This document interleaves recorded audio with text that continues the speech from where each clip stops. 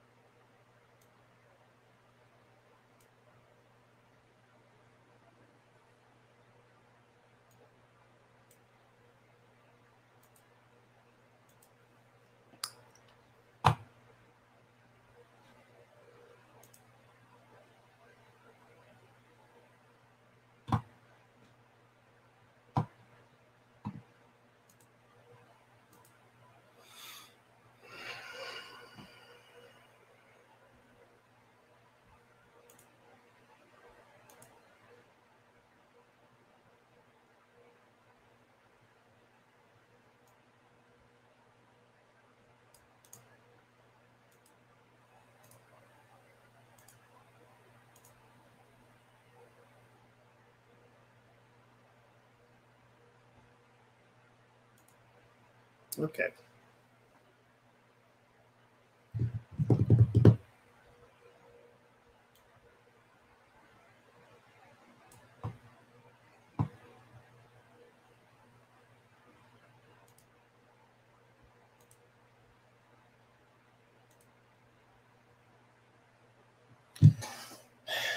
All right. Let's see.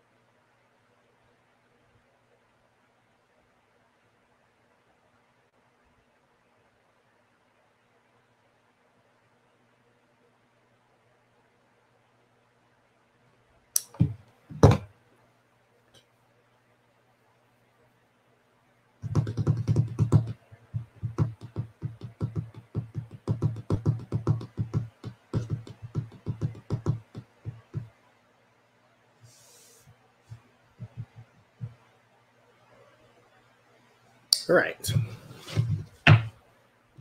Wait. Let's check one more thing.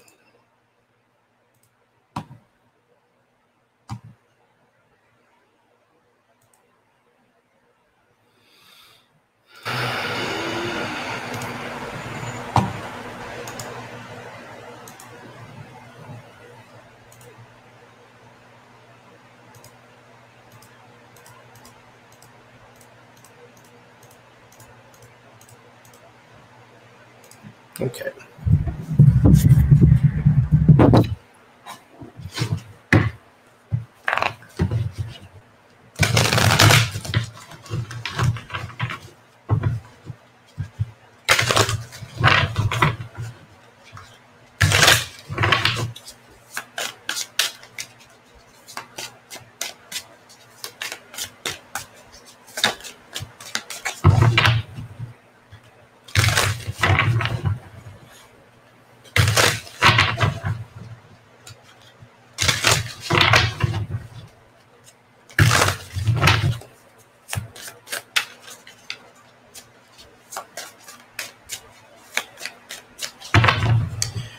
So John Bolton plans to publish his tell-all book about his time in the White House in late June, is what he said.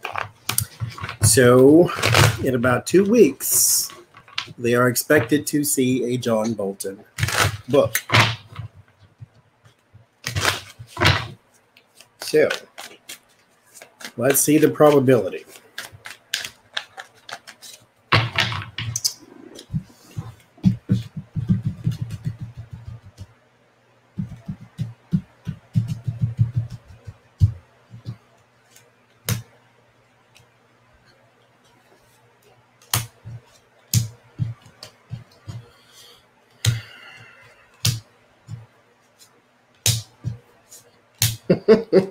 Yes, I do mean Michael Bolton. I actually am reading it. That's probably why I said his name correctly. That's bad.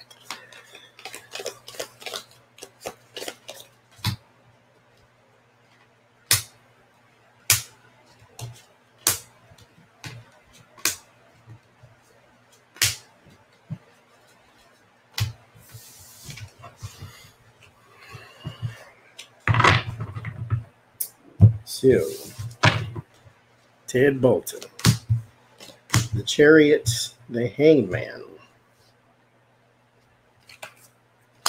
Eight of Swords, Knight of Wands, Three of Wands.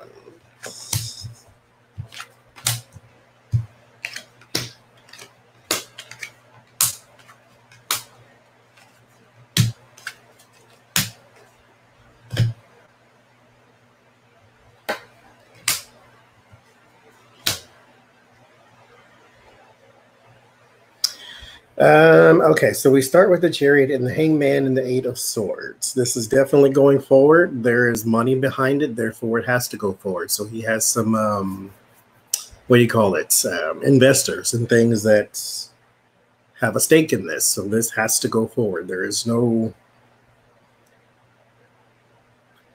more delay. Like, they need a return on their investment type thing. And so here you have Knight of Wands and Three of Wands. So here is the action, and it is near completion. So right now we're looking like in 2 weeks we're going to be getting the John Bolton book. Ace of Coins, Knight of Coins. So opportunity, money, money, and money. So the person he was, like I said, investors. He was hired to do such a, well, not hired to do this, but he wanted to do it and somebody wanted to pay for it. So it is going forward. Six of Cups, Ten of Swords. This will be a bit of a backstab to a childhood friend. So not childhood friend, but a person that he had a commonality with, which would be Donald Trump. Because I clarify it with the Four of Wands, which the White House. His warning, though, is the Hermit. So he will be attacked by those on the right who thinks that saying anything critical of Donald Trump is treason. So he will be attacked because the fear of Two of Swords being stopped and blocked. And then here, it's not actually, you're not going to actually be stopped and blocked. You are going to be singled out, though. So there's that. The Queen of Wands and the Page of Cups. I keep getting a woman around him, helping him. So I don't know if it's a woman who paid for it or I don't know. Maybe he talks to some sort of woman, or maybe she's the one who actually wrote it and he just did the talking. I don't know. But there's always a woman around him because I clarified this with yet another woman and the Fool. So I don't know what the woman is about, but I keep getting a woman around him always. And it is emotional attachment to it. So she has something to do with it, or she's going to be affected by it, or something of the sorts. I don't know if he singles out a woman in his book, like some of the staffers, or maybe Ivanka or something like that, but there's that. So I want to look and see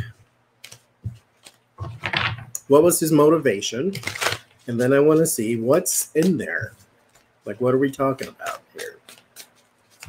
Are you going to be petty, or are you just going to go for revenge? So why did he write it in the first place?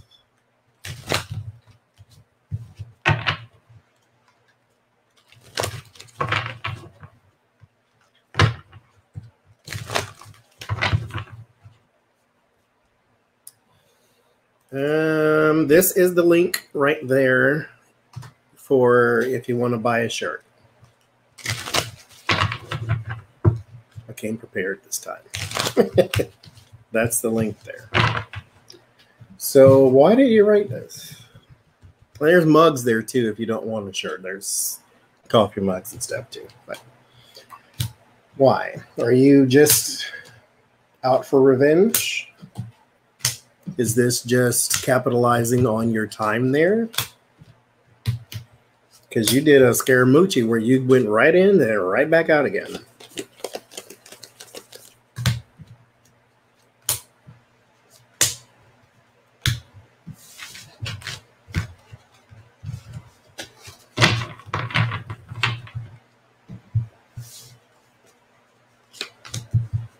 The High Priestess and the Hangman.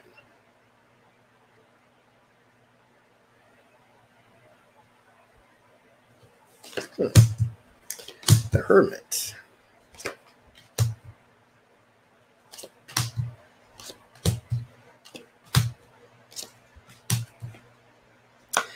It's interesting to him that Donald Trump comes up as the Six of Cups.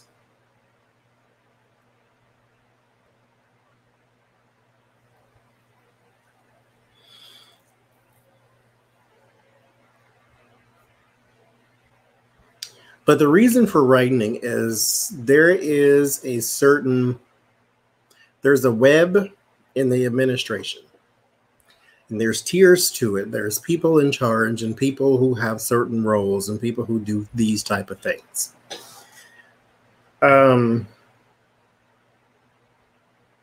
He was not comfortable with the way he would say one thing and then be shot down by Trump.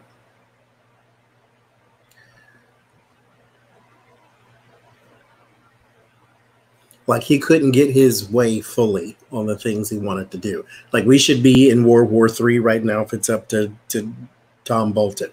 But he would say something and then it would be shot down in front of everybody on top of that. But the Hangman and the High Priestess means that he was trying to sacrifice for the good of the secrets, for the good of the team, for the good of the hidden agenda. But it never really worked out that way. And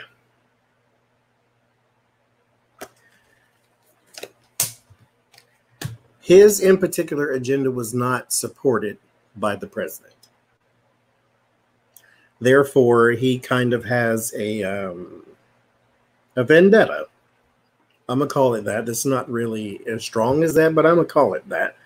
Because here with the Hermit, this is now you're trying to isolate, but you also going for the information too. The Hermit is not just a hermit because it's alone. It's actually searching for something.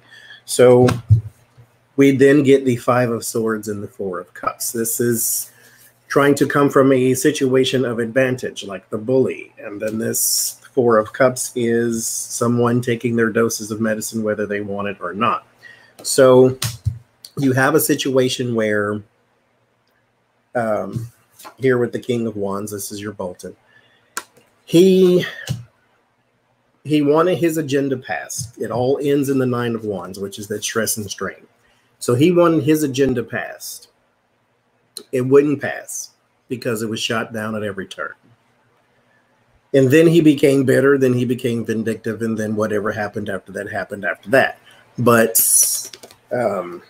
he took that personal. And it's not really personal as in Trump does this to everybody. It's not just you. He didn't want you in the first place because he didn't like your mustache. So it's not just you. He did. This is everybody. Like, fall in line. So all of y'all should write a book. So I mean, get over yourself is what I would say. But that's why he's offended. So whatever. So what's in there?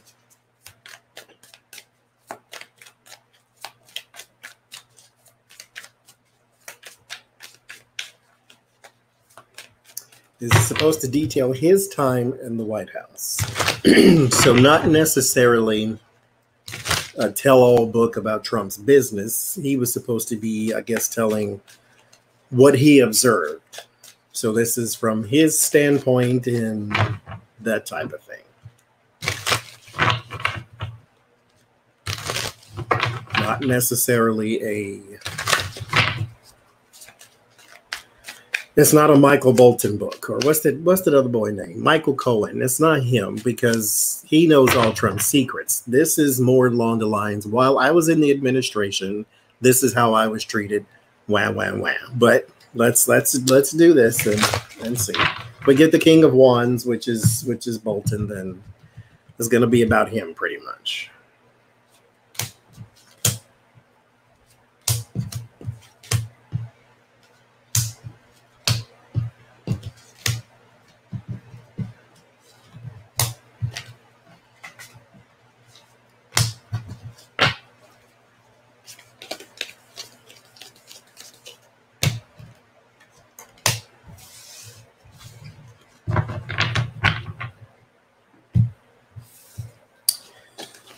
First card is the Queen of Coins. Who is this woman that keeps popping up? But this is what's in his book. There's something about a woman. So I keep getting a woman around him always. Every time I do a reading about him, and something to do with Trump or something to do with that White House, something to do with the book, a woman always pops up. So there's a woman in here somewhere. She is crossed by the Five of Pentacles. So either he wanted someone out or someone worked to get him out and it was a woman. And he may be one of these 50s kind of guys who is offended that a woman has fired him or whatever the case may be. But he had some sort of interaction with a woman and it wasn't a good one. Apparently, she might have ousted him. Three of Swords. Again, this is all centered. But okay. First of all, I can't really judge him for having a self-centered book because it's his book. But, I'm not reading it anyway. But the petty in me says, write like a juicy book. But anyway. So 10 of Coins, 2 of Cups, and the World. He feels as though he was ousted by a woman. Thank you, Dolores. And she was close to the president or close to someone who he was separated from with the 2 of Cups and the 3 of Swords. So someone in his inner circle. I don't know if it was a Kellyanne or if it was Ivanka or I don't know who it is. But there's a woman who pops up every time around him in this darn book. Yeah. It's a lot about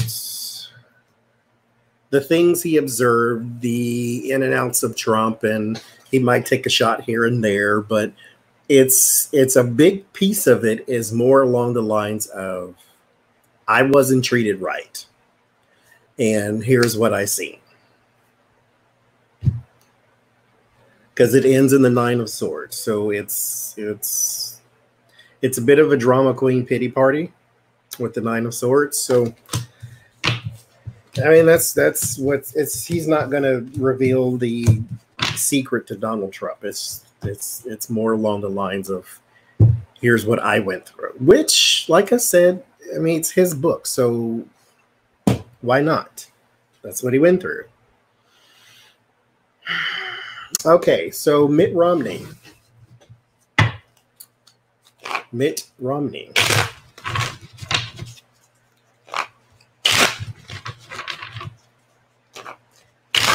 Made a statement. Where is that? No American should fear anonymity and harm from those sworn to protect. The death of George Floyd must not be in vain. Our stalk and our outrage grow as a collective determination to extend forever such racist abuse. So he is going straight for the we stand against racism thing. So Donald Trump, on the other hand, does not care for Mitt Romney not being a racist. Never mind your racist religion, but still, he doesn't really care for you walking down the streets and all these type of things. And then I heard on the news, this is why I'm going to start documenting this in pictures, because people keep asking me about the protest, if this is the protest that I seen in the signs thing. So here's the thing. Let's just say yes, because they happened since January. They've been happening and happening. So let's just say yes, this is it. So I also said in the signs video that there will be a new leader of the GOP. And so I watched on the news and I got a picture of it in the whole bit, that Mitt Romney is the sole something of the old GOP. And I said that the GOP would get a new leader. And it looks like they have. Because the old GOP, I don't know, Becca, it keeps doing it. Now, mind you, it worked yesterday too, so I'm just saying. But Mitt Romney is now the new leader of the GOP. And the protests have happened. So we were getting there. It's not there yet, but apparently we're getting there. So Mitt Romney, by the GOP, how will you be viewed? How are you viewed right now? Not by the Trumpian wing of the party.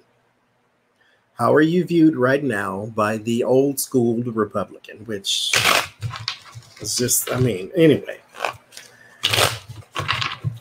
I won't judge. So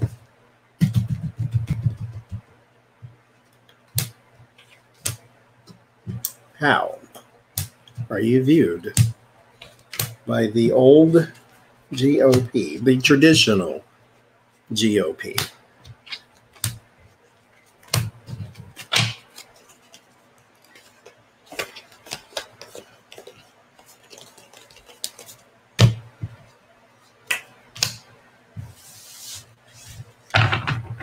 Yes, Becca made me some oil, right? Supposed to attract money. My hand has not stopped itching since she gave it to me. Now, she is under the impression it doesn't work. I guess, I don't know. She questions it every time, but that's what it means when your left hand itches. Old Louisiana tail. That's what it means. Anyway, High Priestess, 9 of Wands. So carrying the burden. Let's keep going. There's the Judgment. Page of Cups. He always gets the Judgment.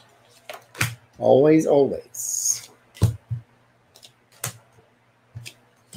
Because he is literally coming under judgment. I get Queen of Wands. Now, why not King of Wands?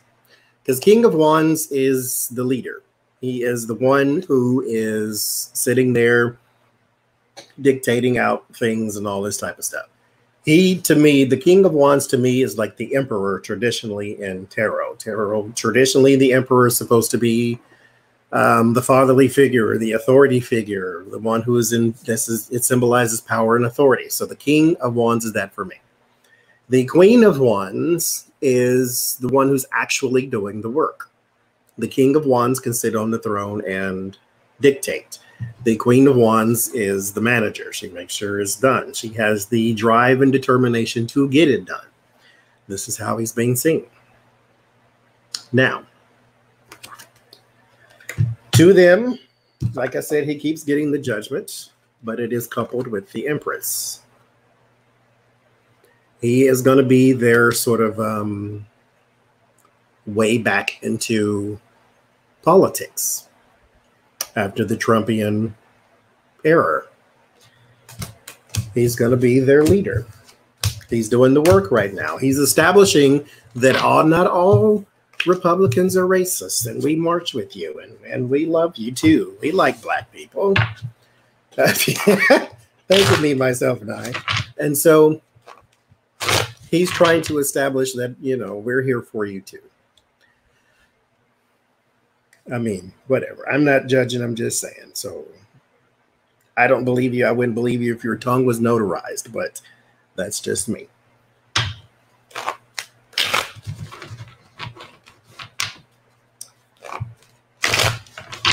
So Mitt Romney, what are you going to do next? What are you going to do next?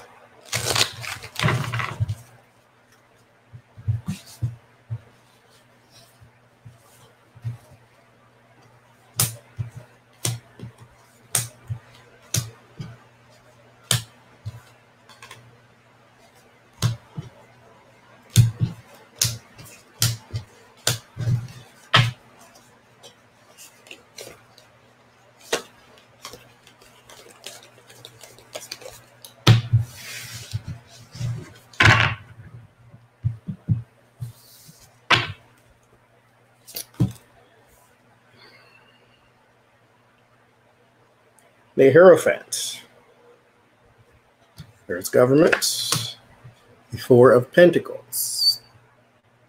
He's trying to stay in government. He's trying to stay on the moral high ground too. With that Four of Pentacles, is like not moving from your position. It's not giving in. He is trying to stay on the moral high ground here with the Four of Wands as well. And then the Tower. And Strength, and then Seven of Wands. So he is really, and Seven of Wands is the higher ground card. So I spoke it into existence, I suppose. The Tower here with the Blasted Beech, or birch, or however you want to call it. It is a tree that symbolizes health as well, health and well-being and that type of thing. And then he gets Strength and Seven of Wands. He is working on image like big time right now. And this is why I think he's going to be the new leader, because what do Republicans like more than anything? That's having the image of power, or at least being in power, or having the image of it. And so they want people to look at them as not horrible. Like Barack Obama is not ancient history. This is not like Barack Obama was president 40 years ago, to where, you know, we have to go to the library of history and look up what it was like. It's all documented on YouTube and everywhere else what it was like when he stood there giving the State of Union and y'all disrespected him. And when some woman, the picture that circulated over and over and over again, where that little lady, she's 5'0" and put her finger in his face. And we remember what happened during those whole 8 years, 10 years of him running for president and then being president. So you trying to go to the higher moral ground works, I suppose, for those who believe it or are prepared to believe it, or remember the time when Mitt Romney marched with you. He can't possibly be racist. He was against racism when George Floyd died. So he is trying to work some serious magic with the Strength card with the image thing. The Tower, he's trying to break down the bad image. The Hermit, the Ace of Swords, Clarity and Truth, and Four of Swords, trying to retreat and regain. So he is indeed, right now, trying to move to the higher ground with the Seven of Wands. So, I mean, listen. Is it a smart thing to do? Yes. Like I said, if your tongue was notarized, I still wouldn't believe you. So, but I suppose you do have to try. I, for one, even though it's for image, and I think, now the marching thing, I think he does care, but this is still for image. But I will have to say this.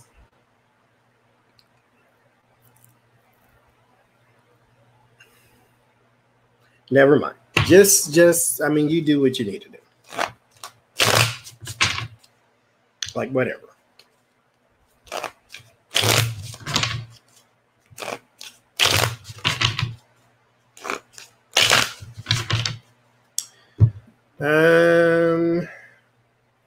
George Floyd the family of George Floyd, his lawyers, are calling for the UN,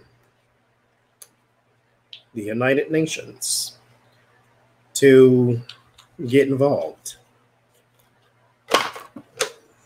in police reform. So, I mean, they won't, but they had 10, I think, things they wanted to address. One was to seek full justice and to charge the officers with first-degree murder, to end qualified immunity, to end provisions of military equipment to and military-type training of police, to reinstate federal oversight consent decrees where warranted, establish civilian review boards. That's interesting. To aid in the pursuit of justice for victims, to mandate the use of body cameras for all police officers and the immediate release of video footage and audio recordings following incidents involving police.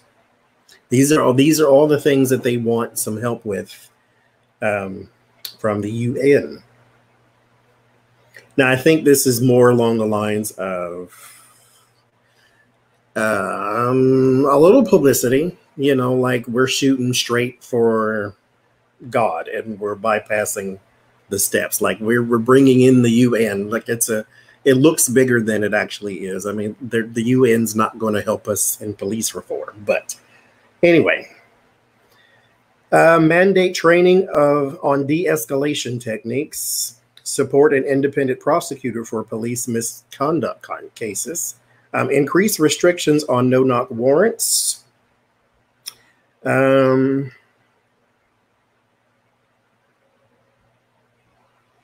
a restriction on non-uniformed police officers and citizens' interactions. I would like that, especially now that bars people are just walking around with guns. An establishment of an independent commission to review, investigate, prosecute, and conduct independent. Oh, now I got something on top of that. Autopsy of all police extrajudicial killings. So there's like 10 things. There's 11 on there, but one of them didn't have anything to do with the case. But there's 10 things that they basically want an overhaul on. And some of this may happen. But we'll just do the reading anyway and see.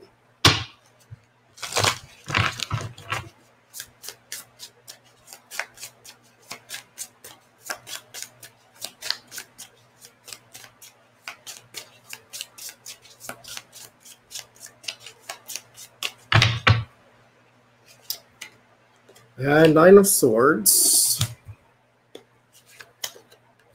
Temperance, Chariot, Three of Wands, and Death. Thank you, Catherine. Well, I'm happy you called it. So there is Nine of Swords, Temperance, the Chariot, Three of Wands, and Death. It ends in an ending, so no. It's not going to work out that way.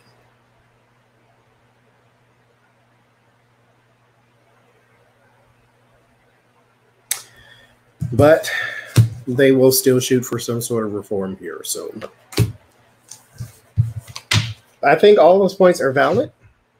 But just push them in the right direction will be even better.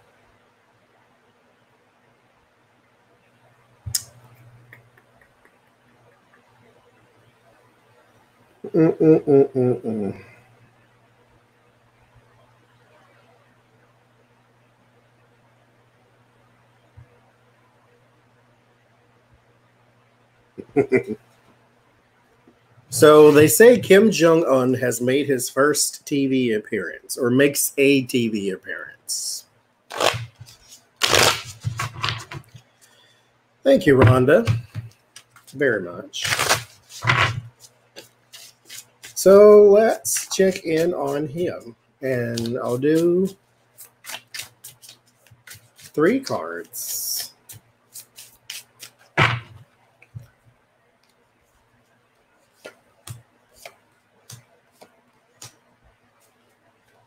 So there's a message about work and opportunity. So let's go for that then.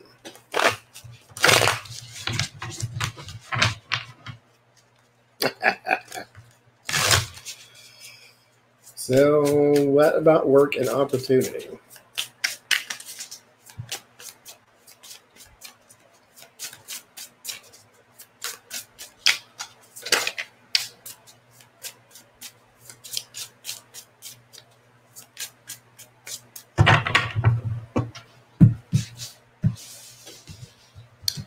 Kim Jong-un.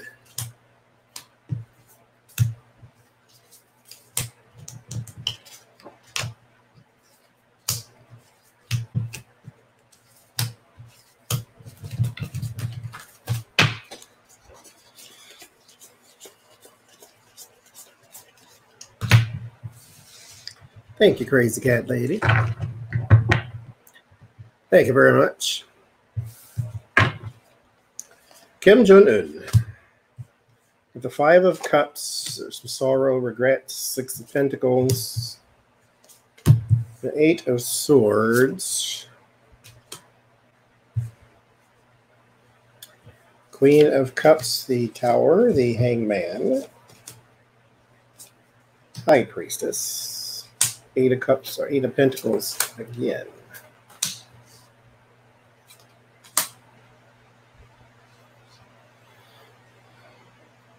So there is something about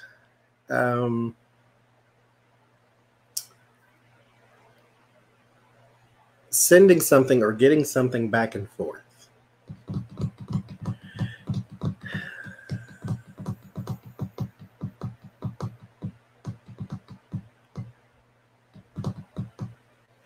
He has something or is getting something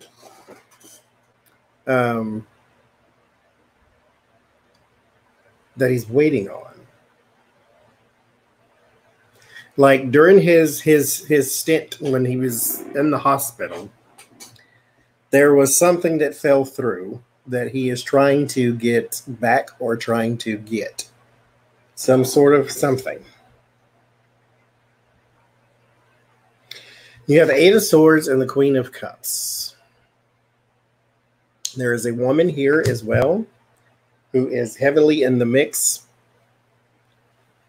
The Tower, the Hangman, and the High Priestess. There is it's not going to work. Whatever it is he's trying to get. He's trying to get something. What is he trying to get?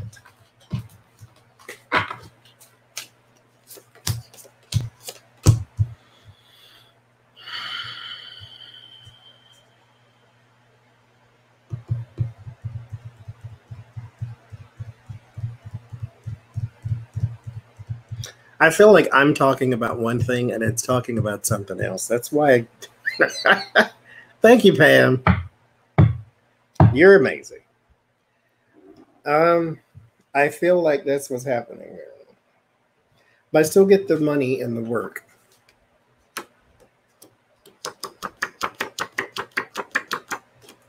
I don't know. I'm going to ask a different question. And I want you to answer that question. I know what this is trying to say, but that ain't what I'm asking about.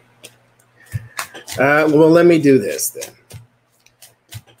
Thank you, Charlene. I will ask a general question. Or not general question. I'll do a general read.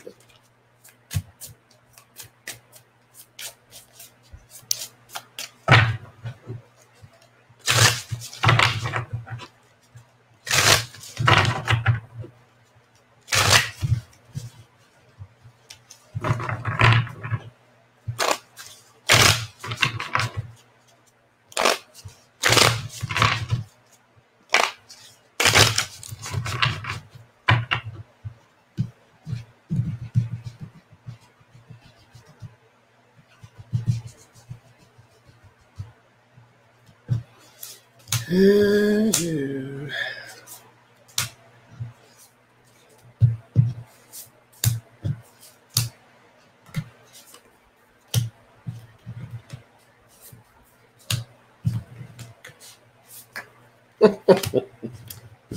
Kim.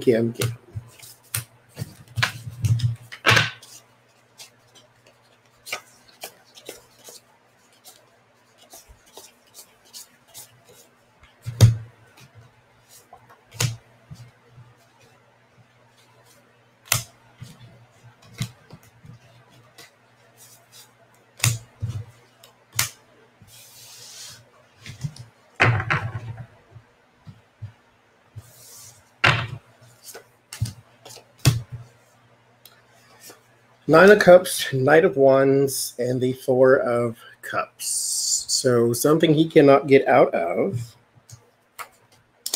and it is something he wants to get out of. The Nine of Cups is desires. This is your desired thought, what you think about, what you want. And the Knight of Wands is a movement card, travel, relocation, that type of thing, but it's also an action card. So he wants to move out of something he desires. But the Four of Cups, saying that you're going to have to go and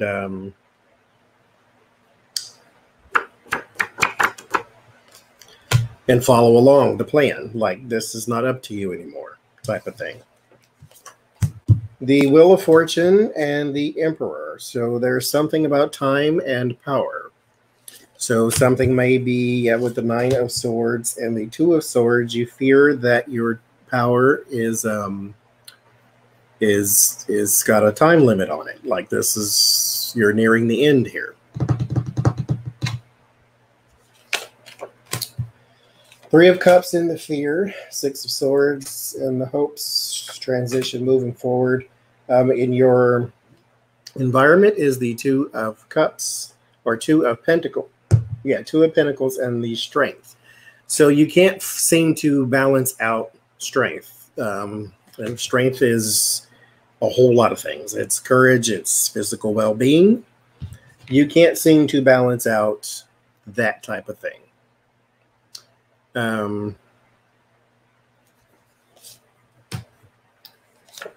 So there's that. Six of Cups, the Hermit. The Six of Cups is your word of warning. So there is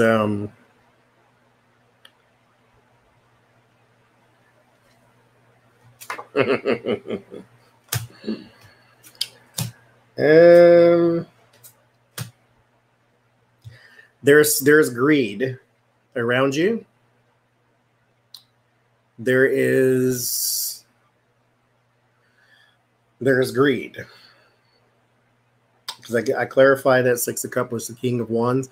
This is somebody you've known. It's probably somebody you've known from a very long time. With the Six of Wands is like childhood and nostalgia and all that. So, yeah. And then King of Wands and the Temperance.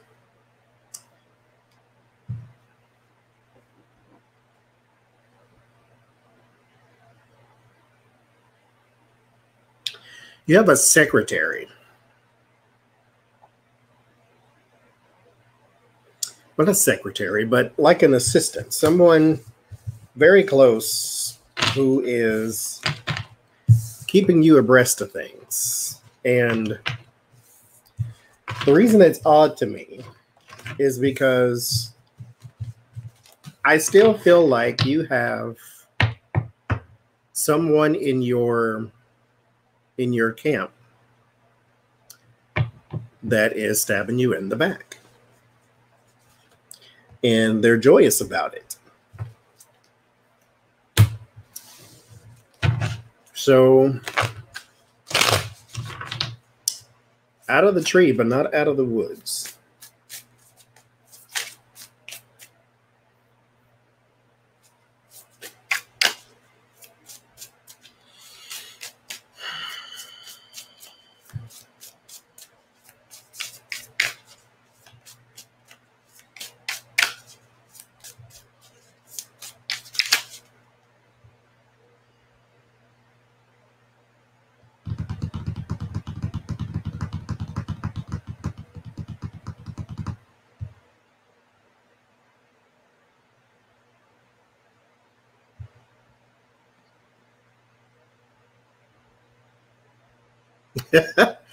There was, when Trump was running for president, I just seen this and thought it was funny, but we can do a reading on it too.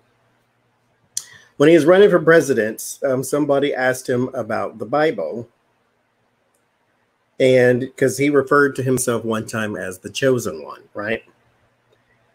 But he says, you know, when I talk about the Bible, it's very personal, so I don't want to go into verses. The Bible means a lot to me, but I don't want to go into specifics. So when somebody says, name a verse in the Bible, recite a verse in the Bible, and you say, I don't want to go into specifics because it's important to me.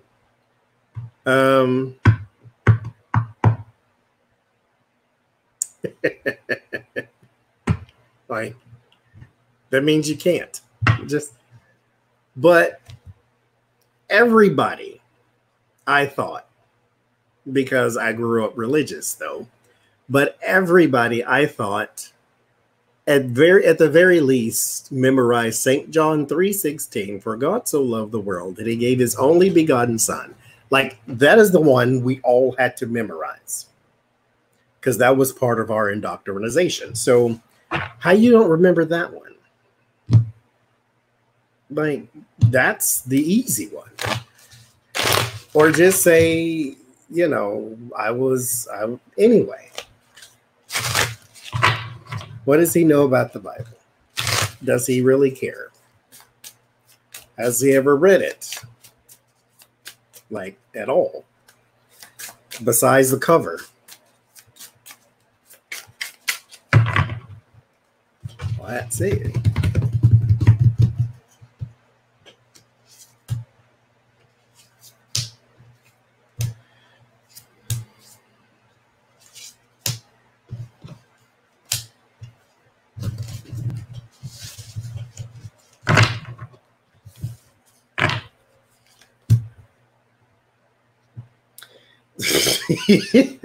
First card's tricky.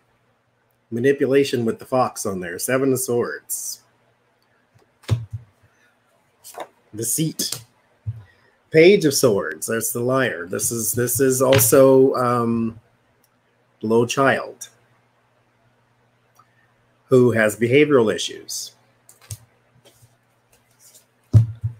Ace of Swords, Ace of Wands, 10 of Wands, and the 7 of Cups. So your action is confused. You've never really read it. I think you've read the cover. Thank you, Quixotic. You've read the cover. And you have no idea because the clarification is burdened. Burdened by 3 of Wands. You've never really got there. Okay. Listen. If you say you've never read it, evangelicals are not going to like you any less. All the other crap that they heard from you, and this is not going to turn them away. I mean, it's just not. So what I want to know, the Black Lives Matter protests and everything that's happening right now is the only good thing that I can pull out of this. Well, not only good thing, but one of the good things that I'm pulling out of this is that it sort of cements that we cannot function as adults with Donald Trump at the head. We need somebody else. And so people, of course, are calling for him to resign and all this, whatever. But it permeates the public that we cannot have him here anymore. So all of this happening is sort of highlighting that. But what I want to know is, will this last until November? This idea that he is horrible, we got to get him out, he is the cause of all this trauma, blah, blah, blah. Because right now, we're in the summer months. People are preoccupied with still vacations and things, and you know, the world will move on from this story, as we always do. It lasts probably 2 weeks, and then we talk about something else because something else horrible would have happened, and we have to highlight it 24 hours a day. So will this last? Because I don't want people to forget about this. I want them to go to the polls with this same energy. I want them to go in there saying, remember when Trump responded this way to that. I want this energy to last. So that's what I want to know, is will it? Will it last? Will people carry this with them?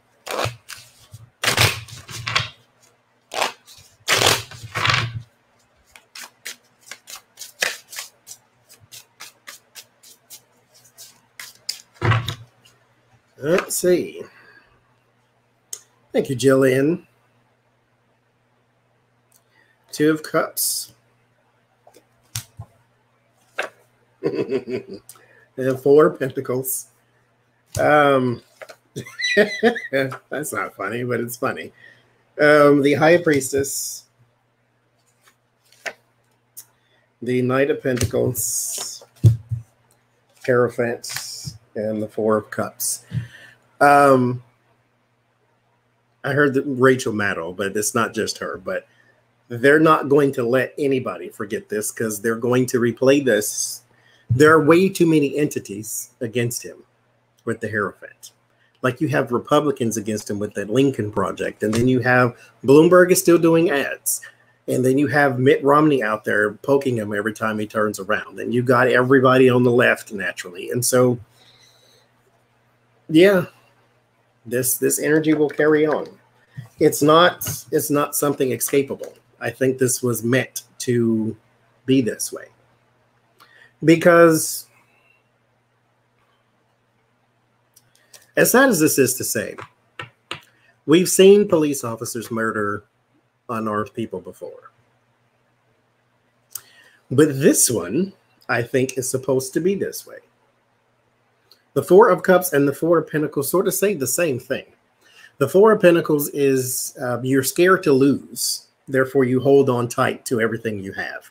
The 4 of Cups means you cannot get out of the cycle that you're in. So there's an inescapable energy to both of these cards.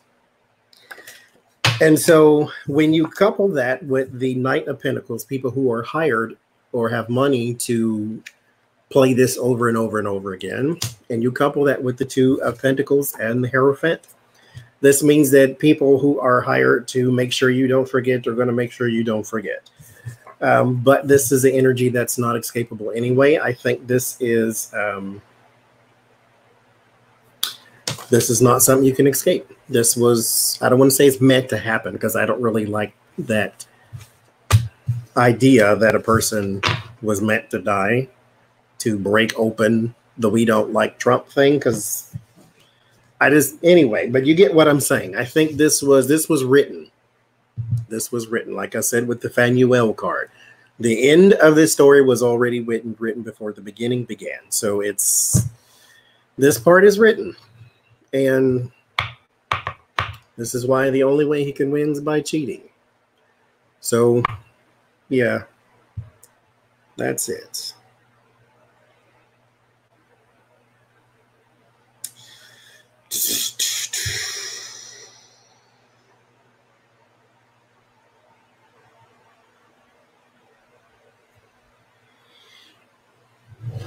So there's a guy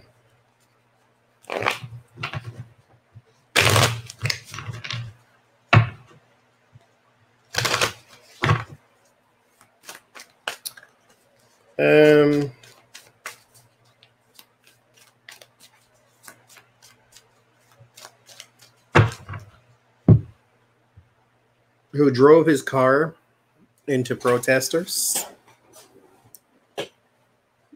And he is being charged with malicious wounding. I've never heard that before, but malicious wounding, felony vandalism, and assault and battery, and is being held without bond. He has admitted to being a leader of some sort of band of Ku Klux Klan.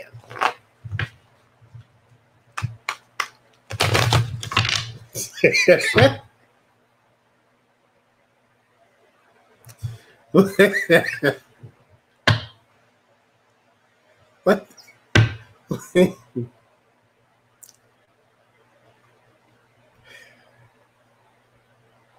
What is so appealing about those outfits is what I want to know. Why do you want to be a Klansman so bad to walk around with a Halloween costume and your eyes? And why are you so scared? Take the hood off. You so brave.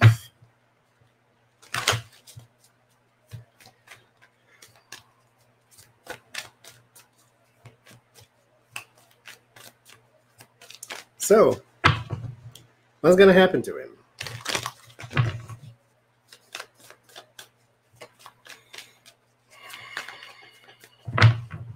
He's being held without bond, which means you're a danger to the community, naturally. So what's going to happen?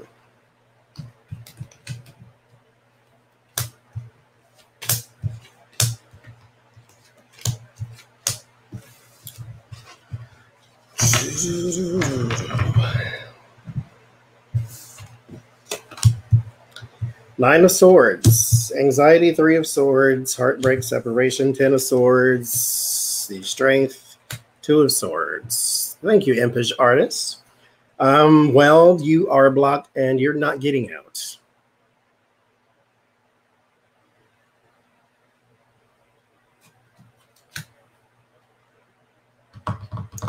That's interesting.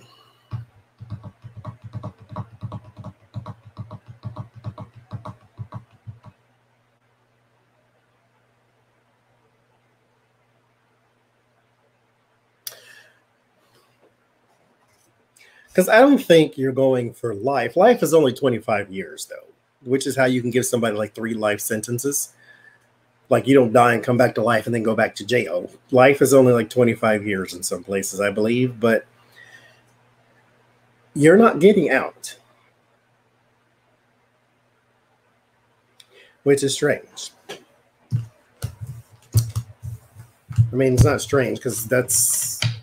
Anyway, I'm not going... That's a whole rant. I'm not going down that road, but I don't think you're getting out. How much time is he going to get?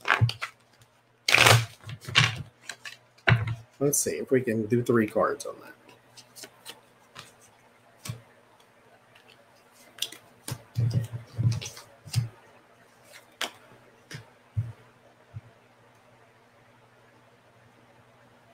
King of Wands, Two of Swords. So you're being blocked, or there's something about decision making there.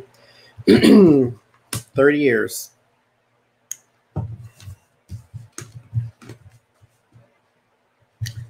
Okay, so I'll believe it when I see it, but 30 years.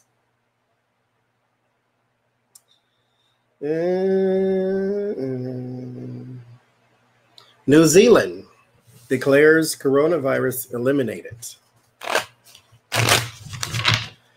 Let's see.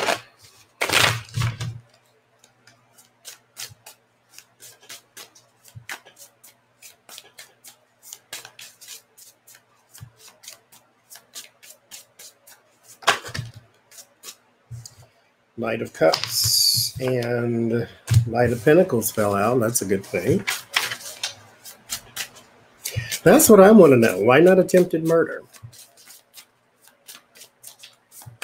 Malicious wounding.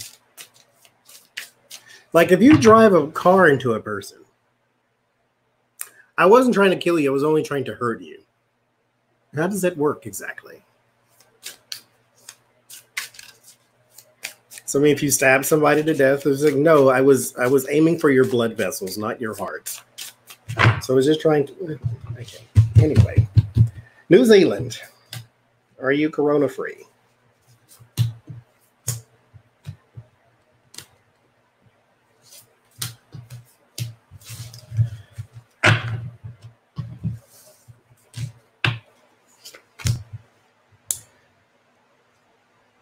That is true, Claudette. They're just looking for a reason to punish right now. And that is a heinous one. So, yeah.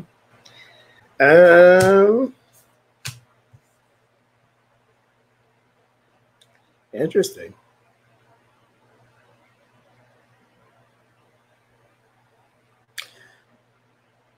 Says yes. I mean, says yes. Starts with the Three of Wands. They had a plan that they enacted. And then you get the Eight of Cups, which is New Horizons, and then the Eight of Pentacles, which means they worked what they needed to work.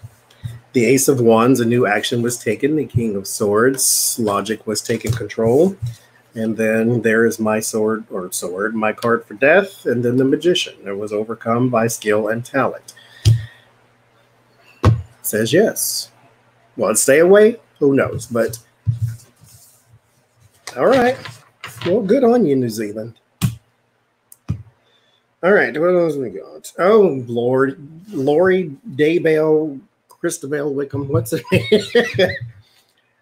Chad Daybell was taken into custody because there is remains found on his property.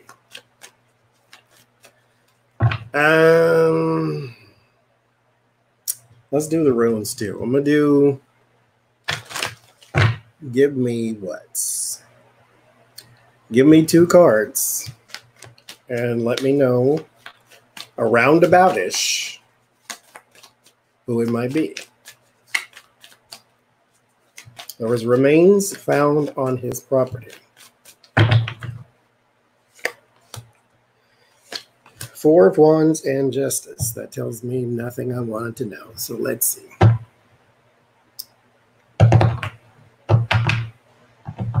Well, we'll do the whole spread.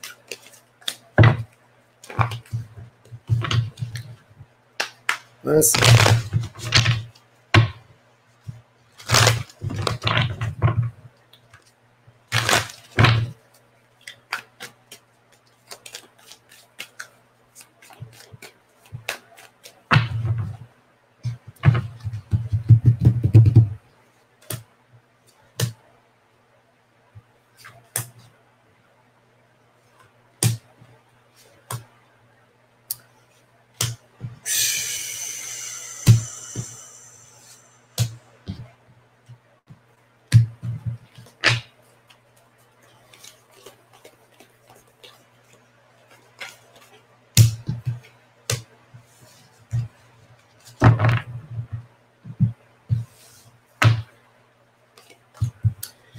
High Priest, this is the Hierophant.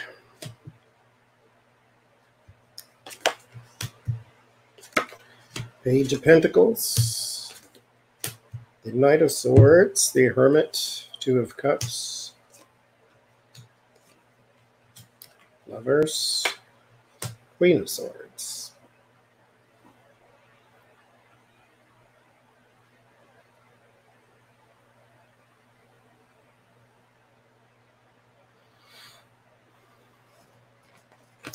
Why get a kid with the Empress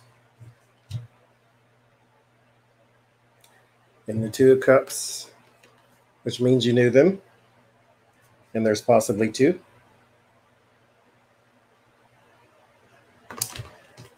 But that is as close to an answer as I get. 1 male, 1 female. Yeah, it was 1 male, 1 female, wasn't it?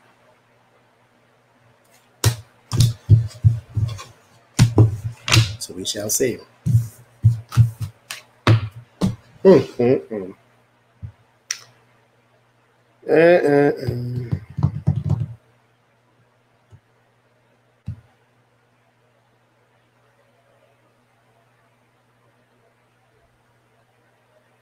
You know, I want to try.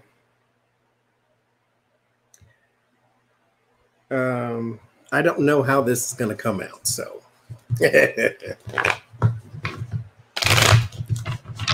I might have to do some runes on this one for sure then.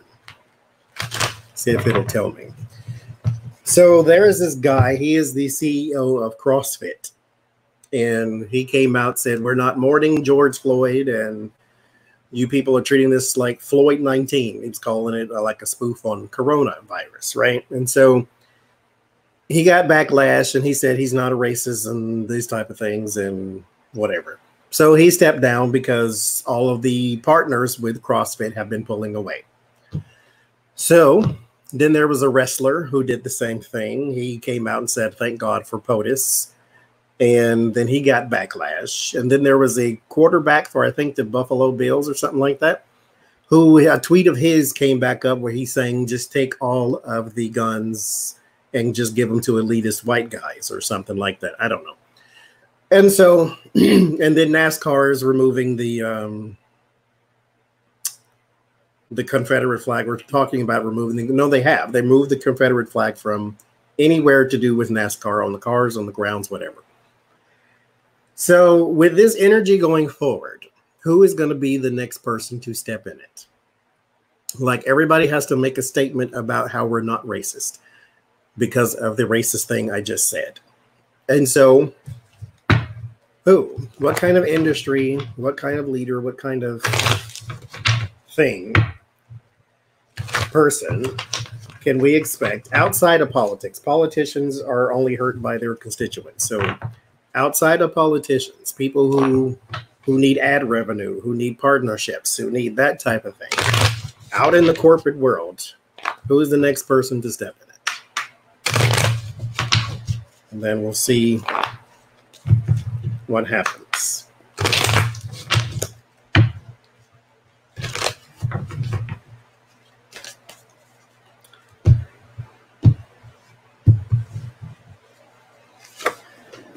The Lovers. So we may be dealing in the service industry here.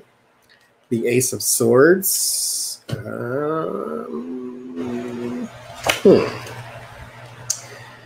Queen of Swords. King of Swords. Someone in the tech world, possibly. The Ten of Cups. The Seven of Wands. So there might be someone in the tech world or somebody who is, but they distribute things. This is not like it's just tech and they just do techie things. This is, they sell something, kind of like the head of Best Buy or something like that. It's because here with this Ace of Swords, this is a specialized thing. So they sell something specific. They don't, there's not a Walmart where you go in, you can buy a couch and a TV. It's something specific. So something you go there for this specific thing. So like if you were to go to a furniture store, there's furniture there. You're not really thinking you're going to buy a dozen eggs at the furniture store. So it's something specific, but it is customer base. So it's something that they sell specifically, like an item or items. Like an Apple store, you can go there and you buy tech, or like a Elon Musk or something like that, to where he sells electric scooters, whatever he got.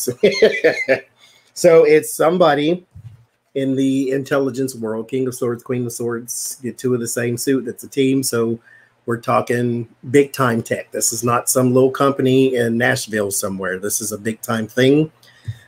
Ten of Cups, which means it's a corporation. So they are probably not just here, but they could be overseas. But they are going to be the next ones defending. So somebody's going to be stepping in. It's Seven of Wands is defending yourself, your ideals, your beliefs, your statements, your actions. So somebody in a specialized field that possibly has something to do with tech is going to be the next to step in it. So let's look for that. George P. Bush. Why do they change the middle? What is that about? Anyway, George P. Bush, who is apparently the son of Jeb.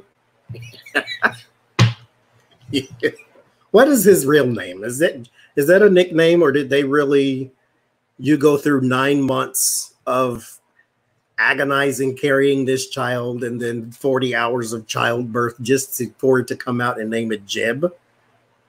Like, is that what we're doing now? What is his name? Is it Jebby? Like, what is his actual name? It can't be Jeb.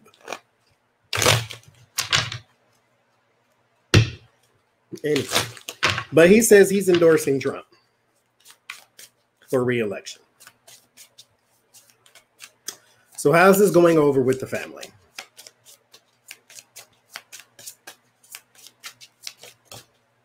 Who are you and what do you got to say?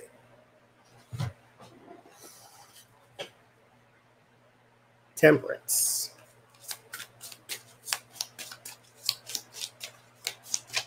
Thank you, Jay. So it's an acronym. I would like you to call me John and not Jeb. Why do they call him Jeb Bush? That's Jeb Bush. Oh, okay. Anyway, splitting hairs. So George P. Bush is going to endorse Donald Trump.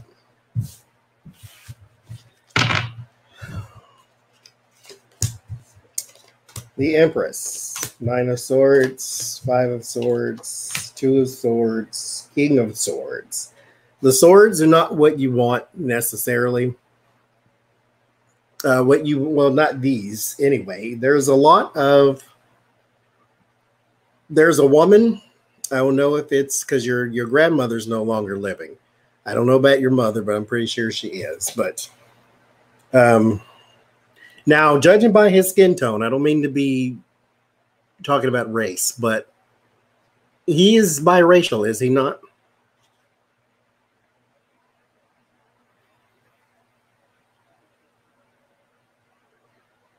And not just biracial, but you got some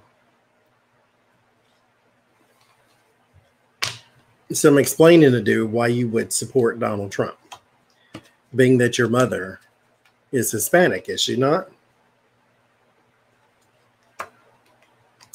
But this is the first card that pops up. There's something about somebody's mother. And anxiety and 5 of Swords, there's that, and the 2 of Swords, there's Head over Heart and King of Swords. I don't understand why. They don't understand it. Like, they still love you, you're still their son, blah, blah, blah. So it's not like they're going to kick you out of the family, but she herself is a little beside herself. Like, she's not understanding your choice, but it's your choice. You're a grown man. You do what you want to do.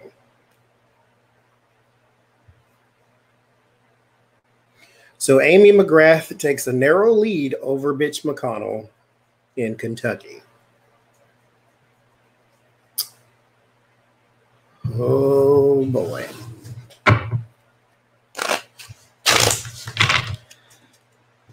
You can be conservative.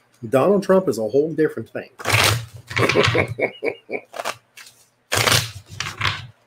Because all of them are conservative, the Bush people. So what I want to know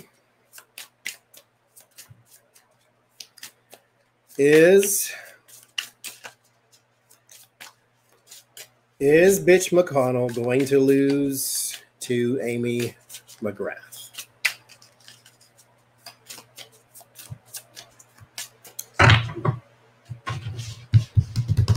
She has a narrow lead.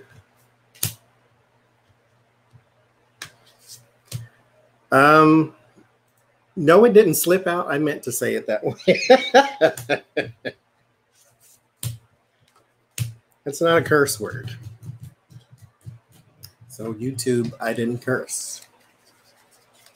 That's in the dictionary. So let me do a whole spread and see.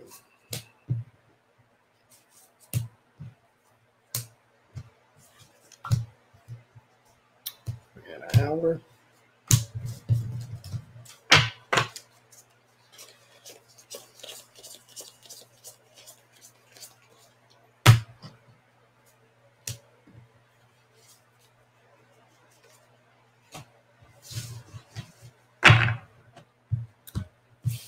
So Amy, so you got the work and the defending. So defending, and then you have the Wheel of Fortune. This is fate.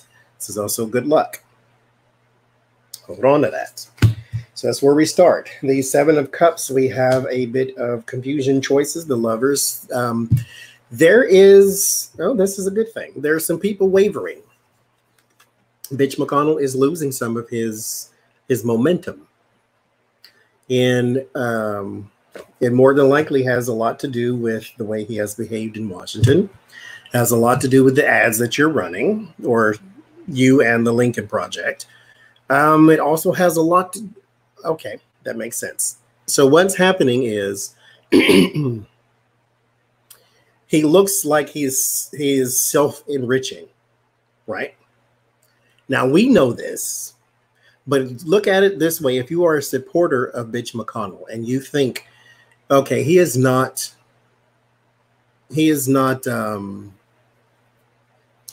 enriching himself, and then somebody came along and showed you that, then that's where you get the wavering of support. That's where you get that. And so people, this has penetrated the minds of his people. So you get New Horizons, Walking Away, and Page of Wands. So keep the message of it's a new day, blah, blah. King of Swords is in the fear. That's the Trumpian regime. Nine of Wands and the Five of Swords. You're on an uphill battle against corruption and money. The Nine of Wands is the uphill battle, and then corruption. Behind you with the Five of Swords. So that's what's in your environment, and we knew this, and I'm pretty sure you knew this. Page of Swords, though there is some delays and childish behavior in your word of warning that you need to look out for. But there is hardship and powerless in the environment. So there could possibly be some sort of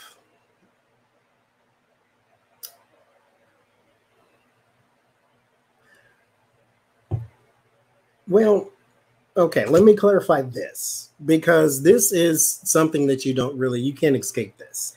This sort of hardship and being pushed out, you can't escape it. And you start with this, which is fate. So there's something that is going to happen regardless. So let me look and clarify what that is.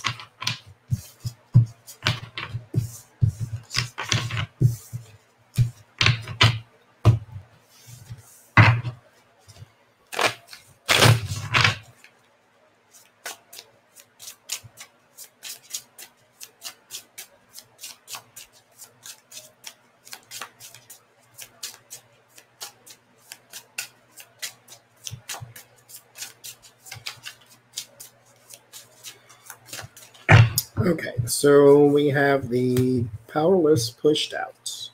5 cards.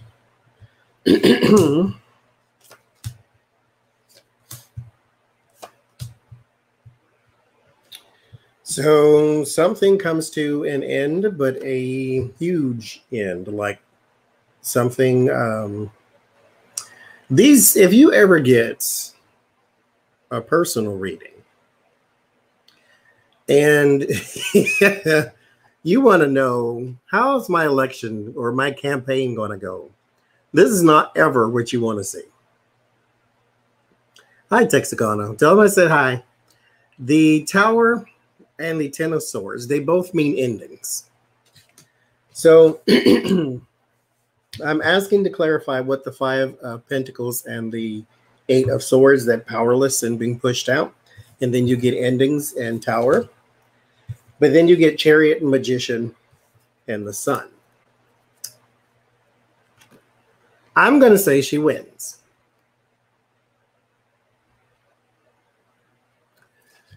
And this is a momentum. This is something that can be stopped with that fate card that we got earlier. So let's rephrase the question this way. Is Amy McGrath going to beat Mitch McConnell?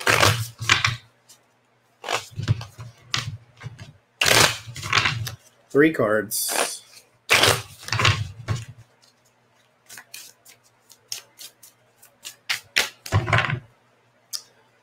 One, 2, and a 3. I hate when it ends on a card like that. Transition and change. 6 of Cups, 4 of Pentacles. So we go from, it went this way. No, it didn't. How am I doing this? It went this way. So 4 of Cups, no, 6 of Cups, 4 of Pentacles, and Death. I say she wins. That's what I say. I clarified Death with the Temperance. So that's your healing. Let's do some runes too.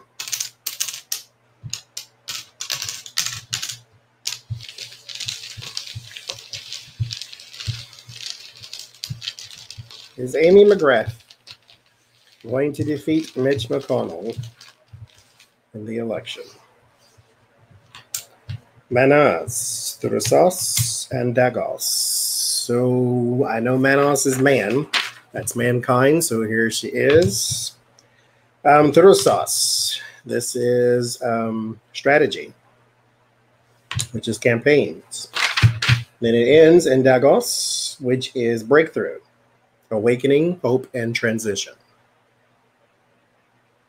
Same as the Death card, but not death as in death. We got a death for that, but this is transition, daylight, breakthrough. Dagos means day, means sun, bright, not sun, but brightness, daylight. So there is a breakthrough and a transition. I say he loses. So let's go to, what's his name? Lindsey Graham is going up against, what's the guy's name? Y'all know who it is. That guy. Well, I'll just say Will Lindsay. We'll go from Lindsay's standpoint since I know his name. Will he lose his election?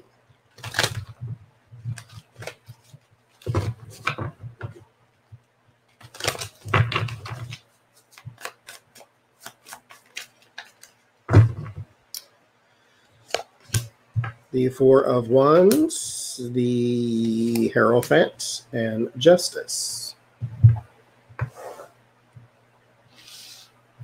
So let's do the runes and see what they say.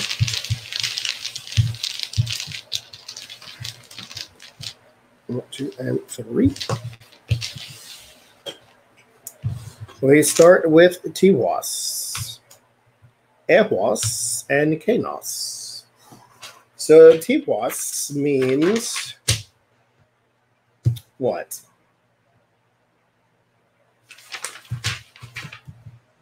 Underneath the 4 of Wands, leadership.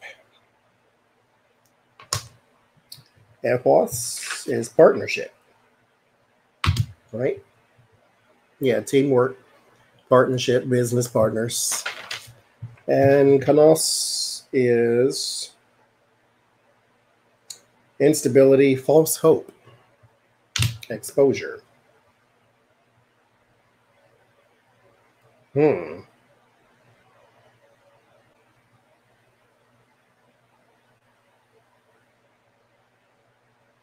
It poses more questions than it answered.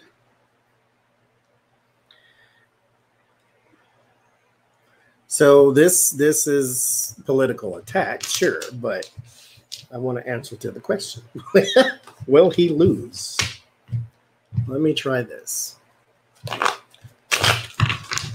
Let's do a whole spread.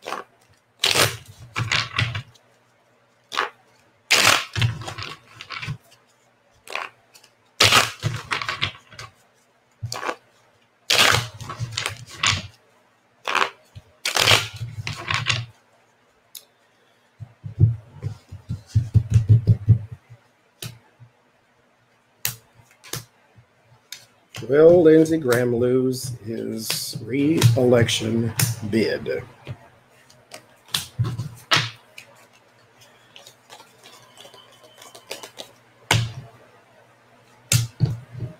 You know, I say we need term limits. I mean, some of the ones that are here now, we still need, like Maxine Waters and, you know, those type of people. We don't need a Lindsey Graham. Page of Swords, the Five of Swords. It starts bad. There's corruption and bad news. The Four of Swords. It keeps talking about you being exposed for corruption and this and that and this and that. Four of Swords, King of Pentacles. There's something about the rest and retreat. Here's a man with money. The Hermit. This is still talking about your political attack. Because if I read these together, which I do, I was just trying not to do it now because I didn't want to sound like I was being messy, but this is being laid up with some man.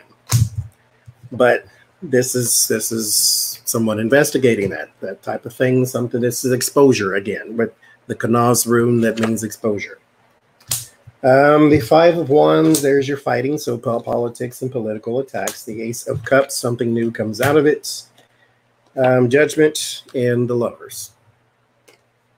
So I don't know. I did the reading twice. Y'all seen it, so I don't know. Just say yes. Put it out there. Let's do the runes once more and again. Will Lindsey Graham lose his re-election? I do not want to know about political attacks. Answer me.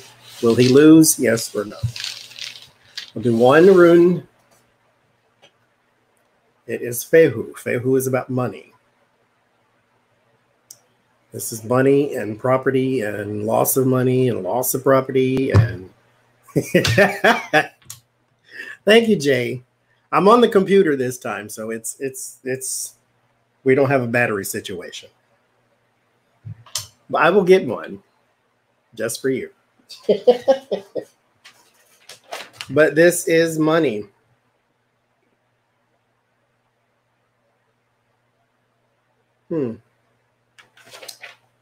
So I don't know. It didn't answer me.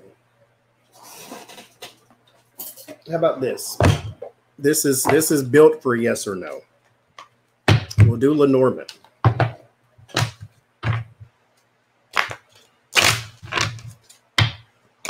Like, you can program tarot to answer yes or no, but I didn't draw yes or no cards. Like, there's negative and positive in there, but let's see.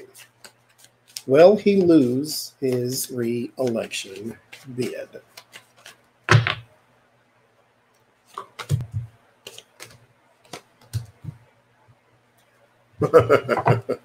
I knew it was going to do that, though. Let's see. I knew that was neutral. Neutral. Neutral. I can't stand it. It's not when it doesn't want to answer me for whatever reason. I mean, the ring is positive. I knew that, but it didn't answer me either. I'm going to say it just doesn't want to answer. But there is possible gifts of position for the man. So he may get reelected.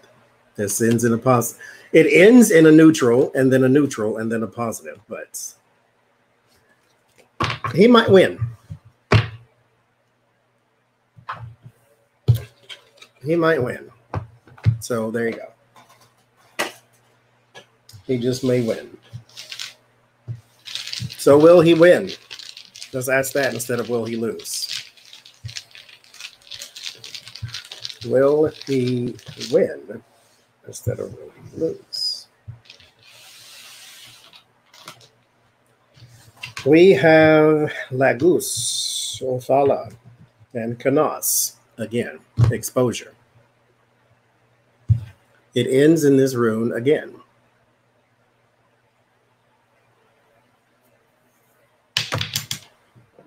I wonder if there's like, I don't want to do a reading on it because that sounds too conspiratorial. Like I'm jumping down a rabbit hole here. But Lagus is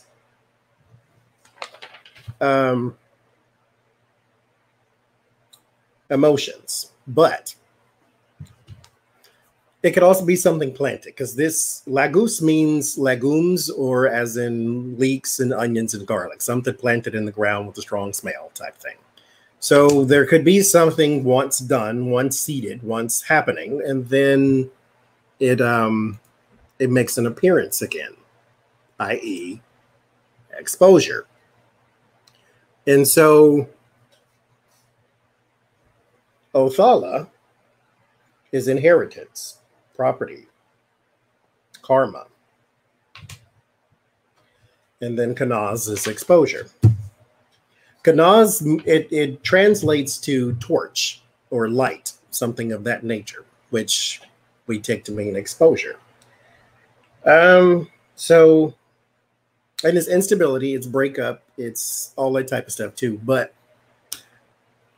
the thing is, this is the rabbit hole I don't want to jump down, so I don't want to do the reading on it. But would he be exposed and then turned on by the voters? And thus, the exposure is like a foregone conclusion. Like if he gets exposed, then he's going to automatically lose because he got exposed. Because it keeps ending in exposure. And my tarot reading ended in justice, which, you know, is justice. Well, I'll be. So there you go. I'll pull 3 more. Well, no. Okay, I'll jump down the rabbit hole. Why exposure? Why are you showing me exposure over and over and over again? Why exposure? Why exposure? Why exposure? The 9 of Pentacles. The 6 of Pentacles. There's money. Justice card again. The 6 of Cups. And the Strength card. Why strength? Clarify strength for me. Why do you keep falling all over the place? Mary and Joseph. Why strength?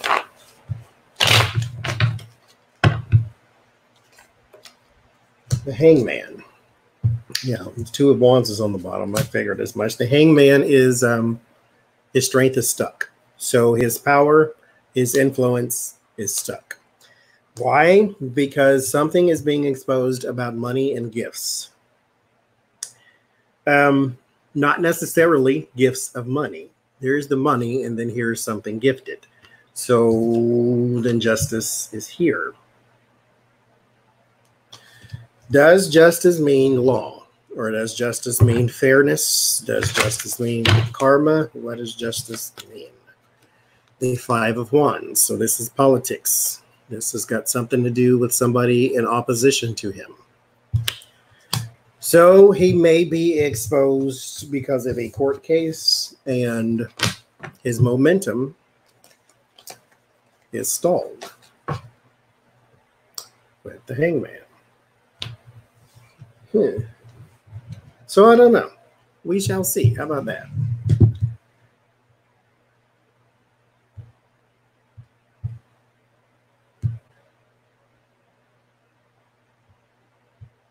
We shall see.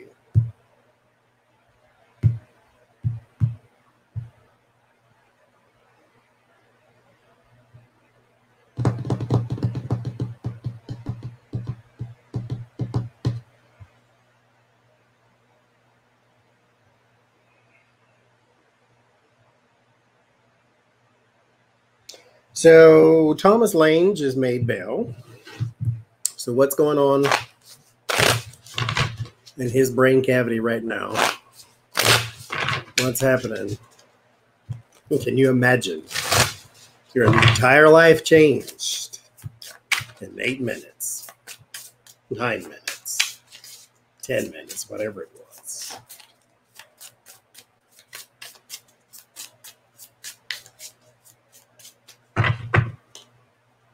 Y'all see Trump's baby gate covered in signs?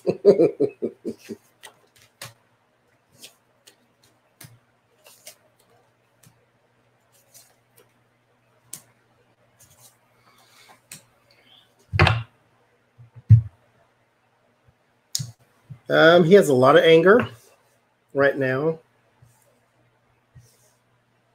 naturally.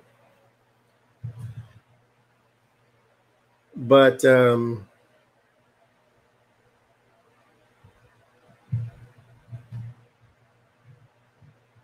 I think he is. There's either pills or drinking. Something is here with the temperance is supposed to be sobriety, but when you couple it with the anger, with the Knight of Wands and the Emperor and the Three of Swords, he is coping. He has a coping mechanism. I don't know how this works when you get out on bail. I don't think they can. I don't know about the whole him being drunk at home thing, but he is coping. He has a coping mechanism of some sort because he had a lot of anger going on. His life was not supposed to be this way. It went from Star and Sun to temperance and anger. He has a coping mechanism right now. Let's do his runes. Do 4. Let's see what it says.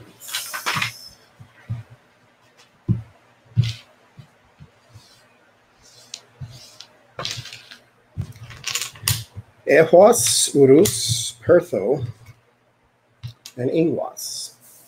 So Ehwas is partnerships, mistrust, recklessness, restless, good marriage. So he is trying to lean upon those he can.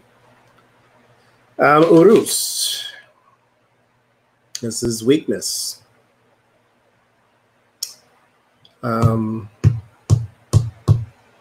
Physical strength. It's untamed. But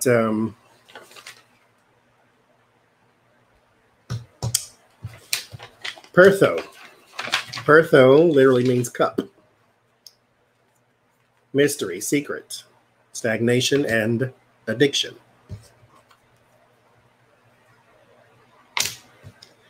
Ingwas. This is movement without change. This is home. And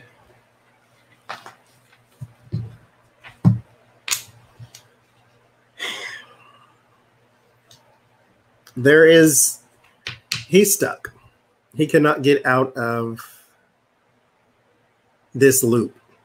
And so this is the movement without change. That's what that means. And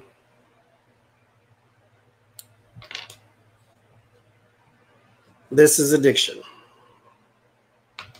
This is untamed and unchecked. So yes, he is finding a coping mechanism because his entire life changed in a whole 8 minutes. So there you go.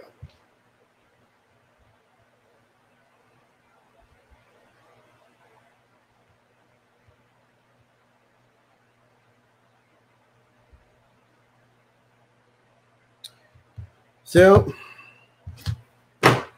that's what I got. I'm done. You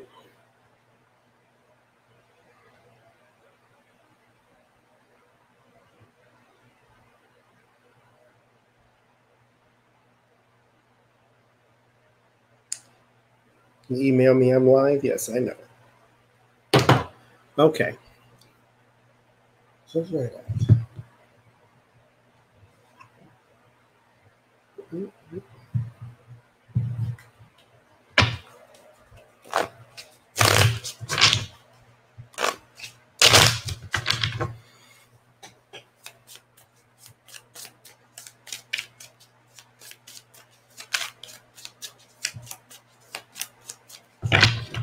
I want the meanings without looking at the paper. That's what I want. I don't have that yet. But the last time I even looked at them was the last time I was on the thing, I think, which was Sunday. So I should spend more time looking at them. I just don't.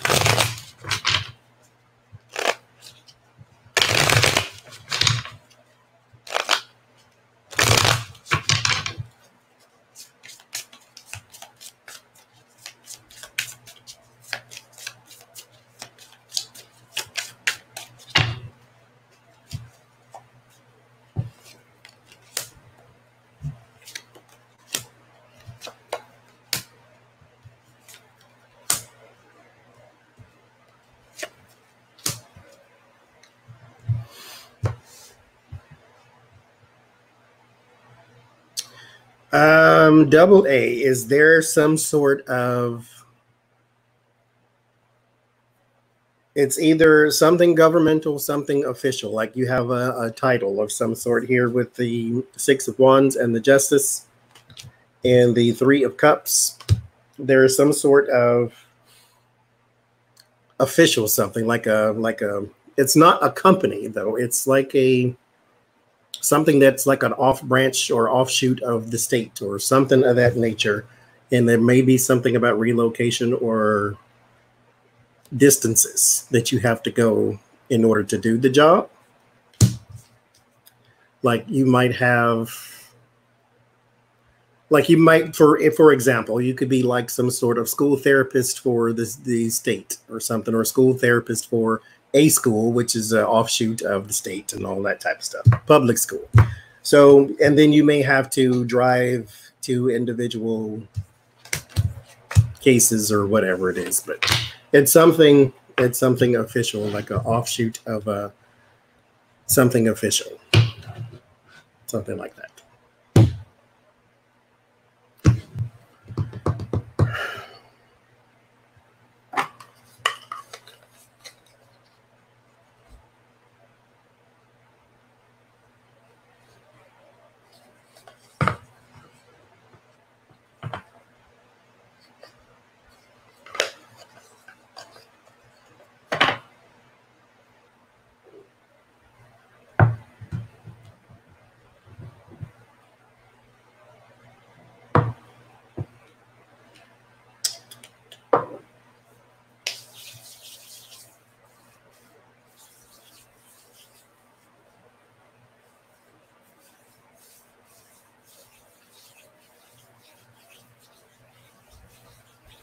Good night, Patricia.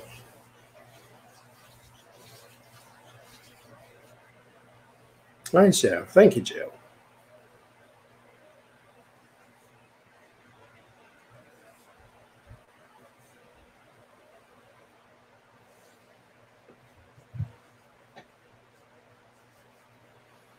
That's a hell of a sentence, T-Barb.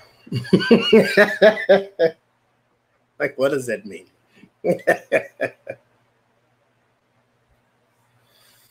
No, computer does not mean all night. What does my T-shirt say? It says, Lord, have all the mercy. That's what it says.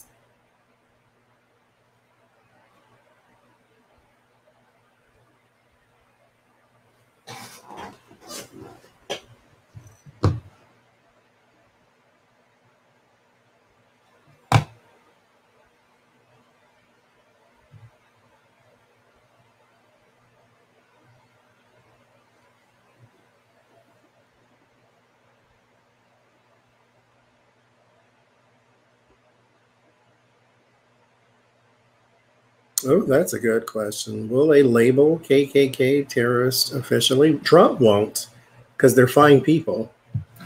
But Kaepernick, I don't know. Does he even want to play football?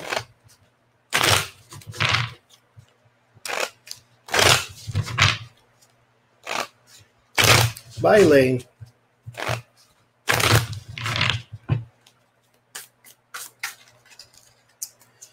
So will a future administration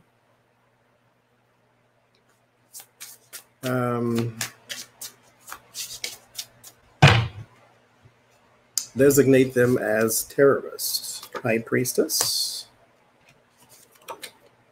the Wheel of Fortune, Strength, the Tower, Six of Wands. And this is where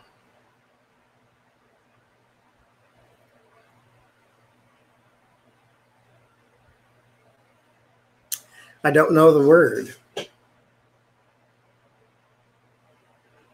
It's not terrorist organization. It is branding them something else, though. I don't know if it's going to be a new thing or it's not a new thing. But they will have something. With the High Priestess and the Time, the Wheel of Fortune, yes, something will come about this. It will be something behind closed doors that's talked about, But it's going to be something like that. Something like, but it's not a terrorist group. It's kind of like FBI watch list or something like that, to where they're going to be targeted. And so they get a heading, they get a name for whatever it is that they're targeting. And so we can just call them, they will be branded a terrorist group, but I think that would be something more public. This is something FBI-ish, CIA-ish. Like you won't hear this word unless somebody spills the beans. And it's not because they're horrible people. It's because someone is trying to break it up. Whatever here with the Tower and the Six of Wands. They're trying to go after certain people. And so I would go closer to enemy of the state. I really would. Like, it's some sort of, it's a different word, but we can just basically call it terrorist. Because that fits, but it's a different word, and I don't know what the damn word is, but it's another word. But they're going to be targeted, is what I see. So yeah.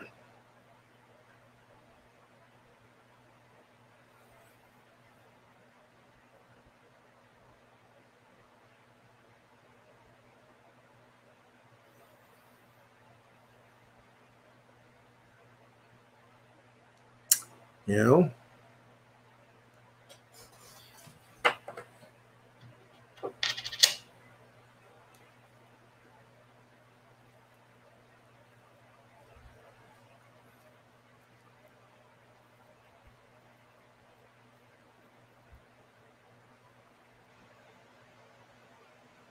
We don't need a KKK tweet. We're okay.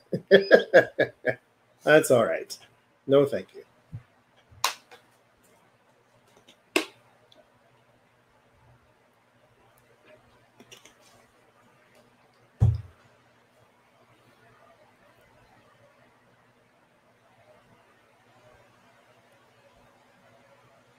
No, they'll run Pence since he's the runner-up.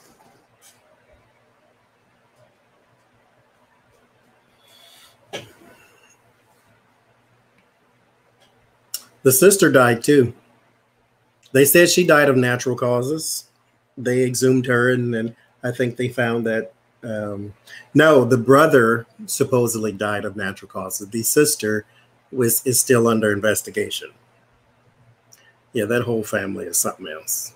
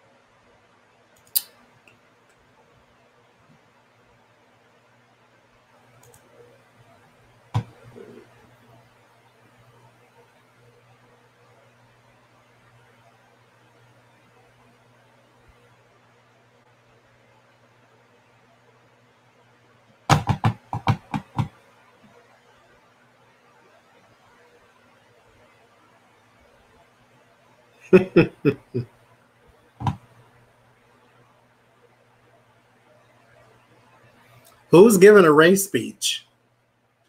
Not Trump. Please say it's not Trump. Lord, who would let him do that?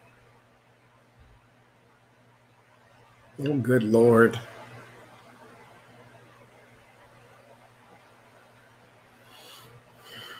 I got 8 minutes.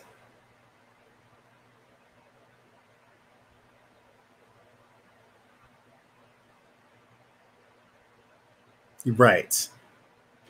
Let's let the races speak about race. That should go very well. Will horse racing ever be abolished? Unfortunately, no.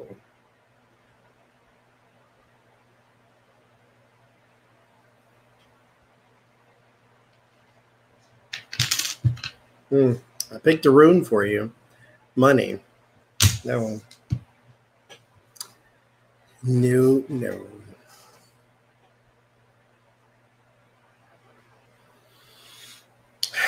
That should go well. Wonder who wrote it.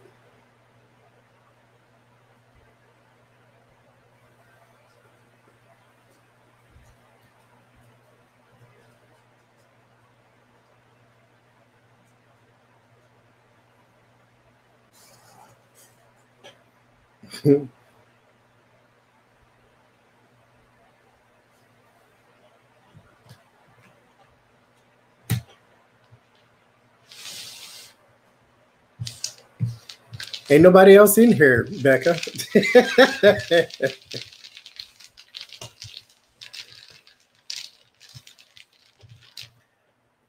This is me trying not to, but still, I guess if it's Stephen Miller.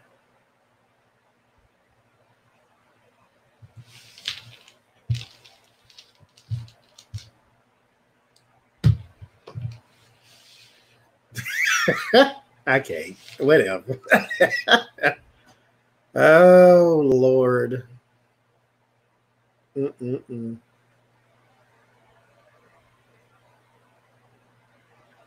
I really can't.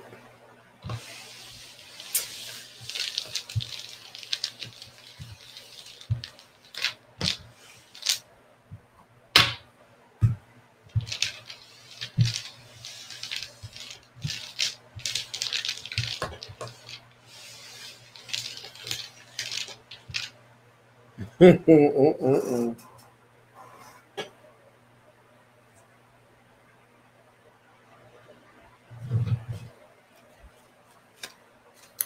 Yeah, I seen that. He was like, I read the unredacted Mueller report, and I got some questions, sir. So that should be interesting.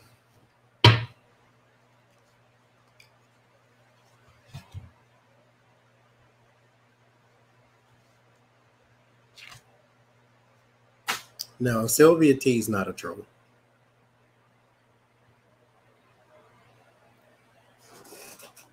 Sylvia T is trying to get her Ian McGrath wings.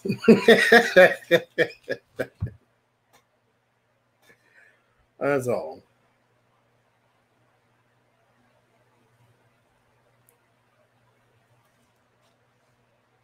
This doesn't draw.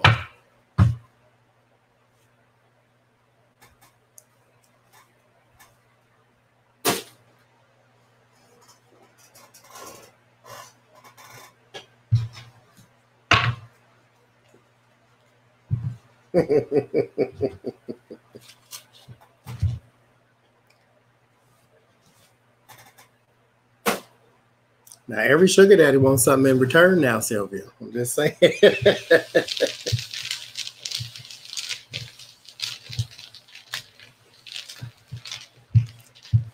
Okay. What we got?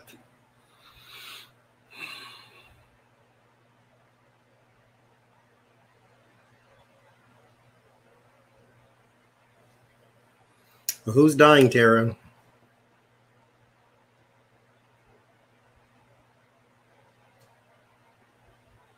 Oh yeah, I use all these, Lori. Eventually.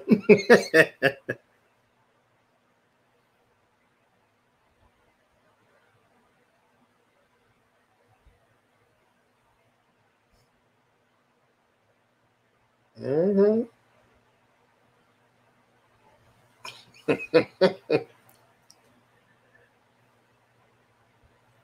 Every credit card comes with an old decrepit hand handing it to you. So it's oh.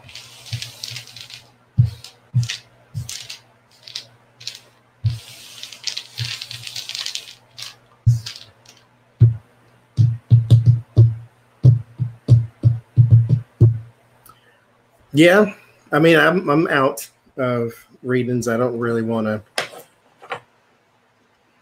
See, I was trying to do a video that people can watch back, but I've already gone over a whole hour. I planned on coming and do a little 5-6 readings I had and then be done with it. Trump doesn't tweet 200 times a day. I have the Urban Tarot, yes. I forget his name. There's another guy who does it.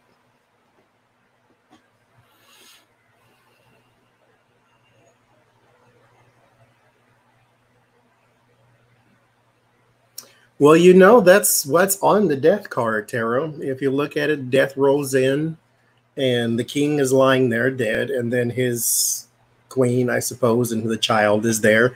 And the Hierophant is there. Bye, Jade.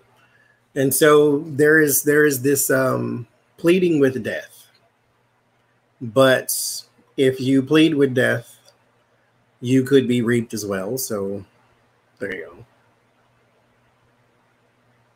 Yes, that's what it means. Scratch, scratch.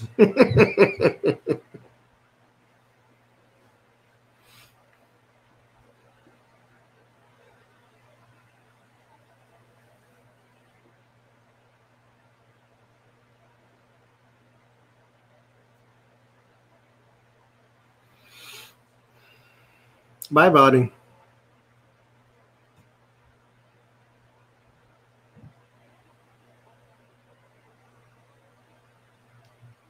I went into this restaurant the other day, and this boy, he had to be all of 19, 20 years old with a Trump hat on.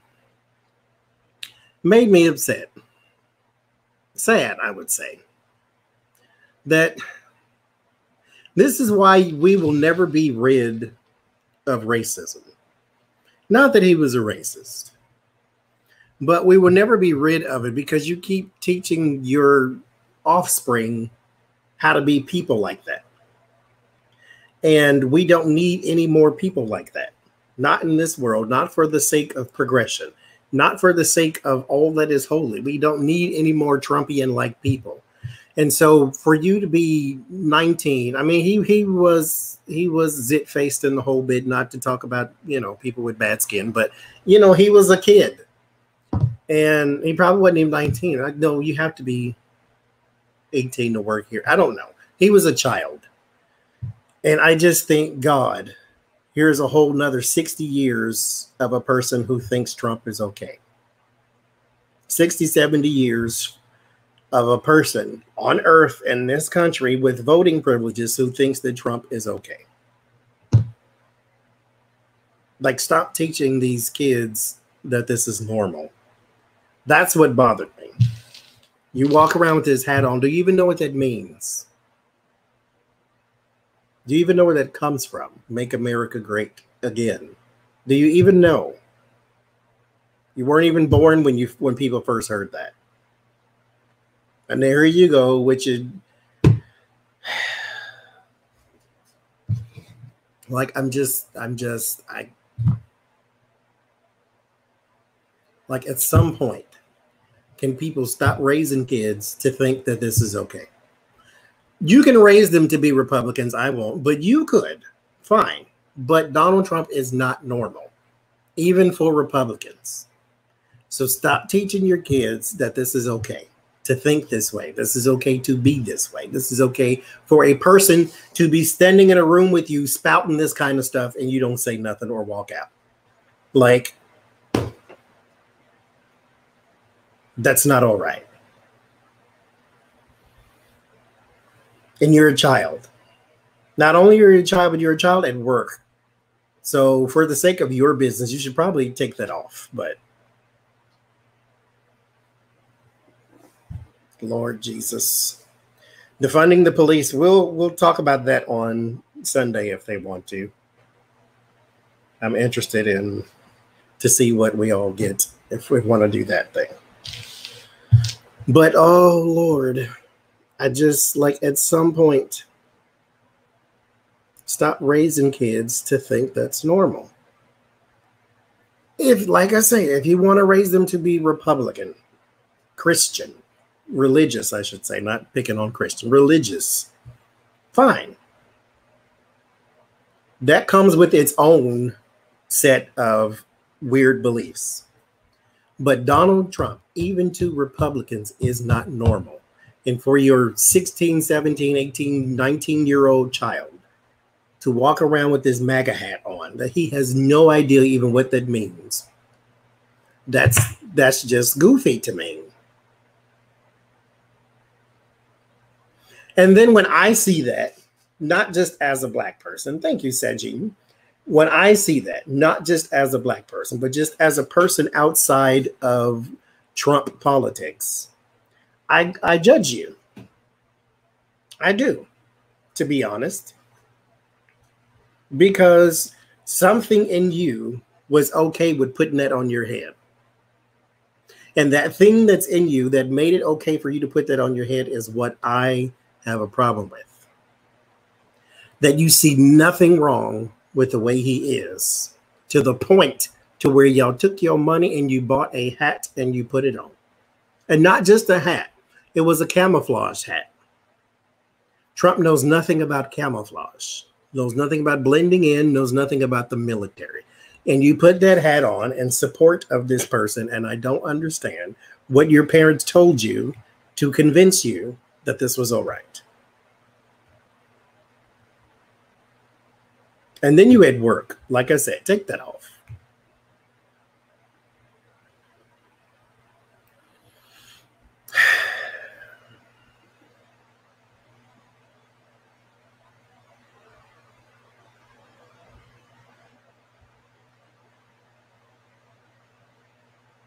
Did I? Okay, good. Say Gene. You're right. He can't even spell camouflage. And this is how you teach your kids. Like, what are we doing here? Because here's what I want to know. I don't want to get into a discussion with none of them, but here's what I want to know from him. Why do you wear that hat? What does it mean to you? There's a lady I talked to, and she's nice. She's sweet as she can be. But I had to tell her about herself one or two times when she hears people speaking Spanish and she feels some kind of way. Because, oh, they're talking so loud. Oh, they talk just as loud as anybody else in here. So you just don't like it because they talk in Spanish. Okay, fine. But keep that to yourself. And so I had to tell her that. But she likes Trump because he's going to build the wall. And that's supposed to keep us safe.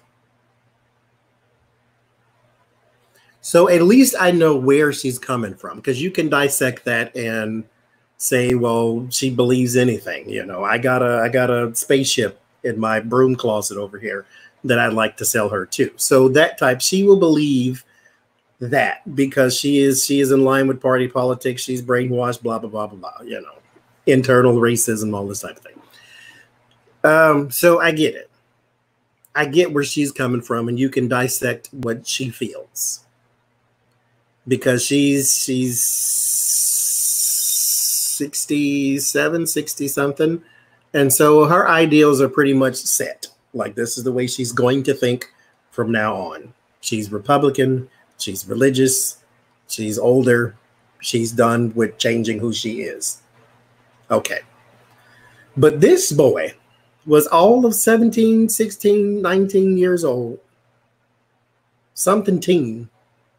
And you got this hat on. Do you even know what that means at all? Like, even a little bit. You ain't got to, because I'm not a history buff either. I don't like it. It ain't none of my history anyway, so I never really was one to pay attention. But do you even know where that comes from? Make America great. Do you even know where that comes from?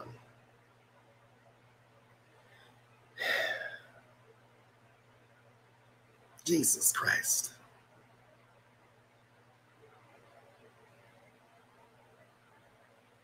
That wall is going to keep her safe. And you know why we don't have it? Because the Democrats are holding his hand.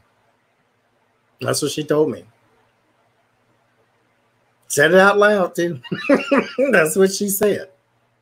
And you know where she got that from? She got that from Fox News. Because at the time, he had the House, the Senate, and everything else that you could possibly have in this country.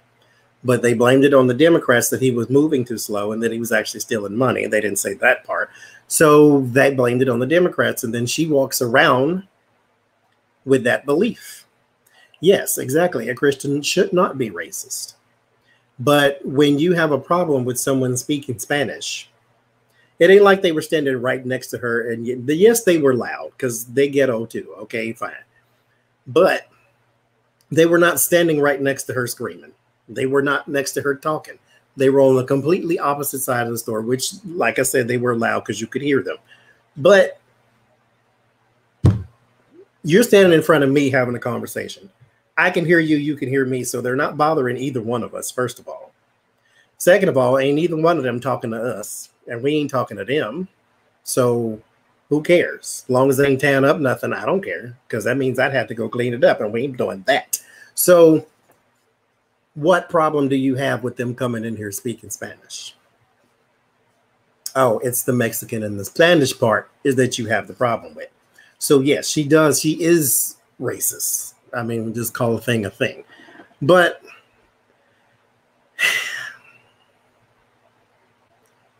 she feels as though this will keep her safe.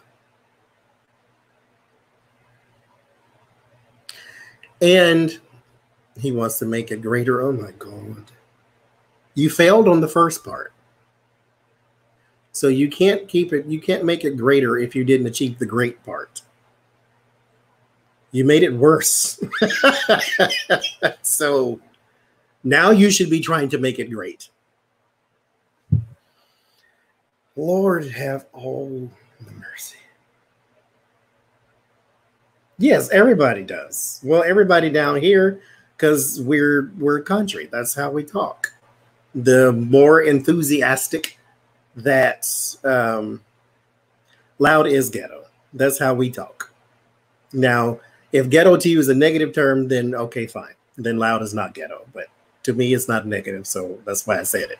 But yes, when people become enthusiastic, they talk louder. My whole family is that way. People in the country, period, are that way. She's not that way. But you don't have to be. Other people are. Everybody ain't like you. Lord Jesus. I walked past her house, actually, when I was going to the beach. I didn't know she lived there.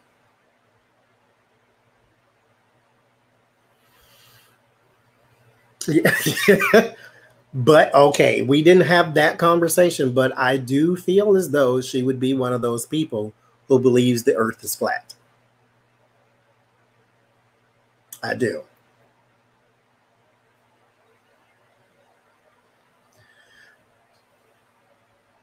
I believe she's one of them people. Yes, and I just because, you know, like I said, that means he's going to grow up. And if, God forbid, he has a kid and he's going to raise it just like his parents raised him. To think that Donald Trump is a normal thing. And I can't and I ain't. It's just, Lord, mercy. I meant to do a reading on that, too. I guess we're still here. Why are evangelicals afraid of science? Republican ideology, it costs them money, you know, with the EPA and the whole thing, regulation, and it costs them money. So I understand why they're against it. They believe it, but they're just against it because it costs money. But is it just the affront to God that you are against science? Like, is that it? Is that the only reason?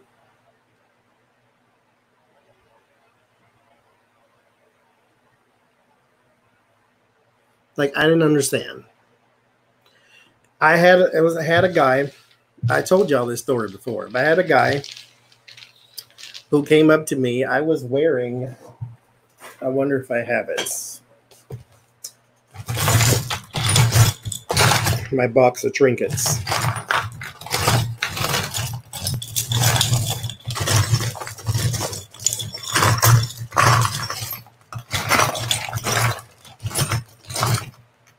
It's in here. It doesn't matter. But I was wearing a cross that I can't find. It's in there, but I ain't digging through all that. My mother gave it to me, right? And it wasn't this one, but I'm just use this as example. Oh, I broke this one. So I'm wearing this cross, right? And it's here. And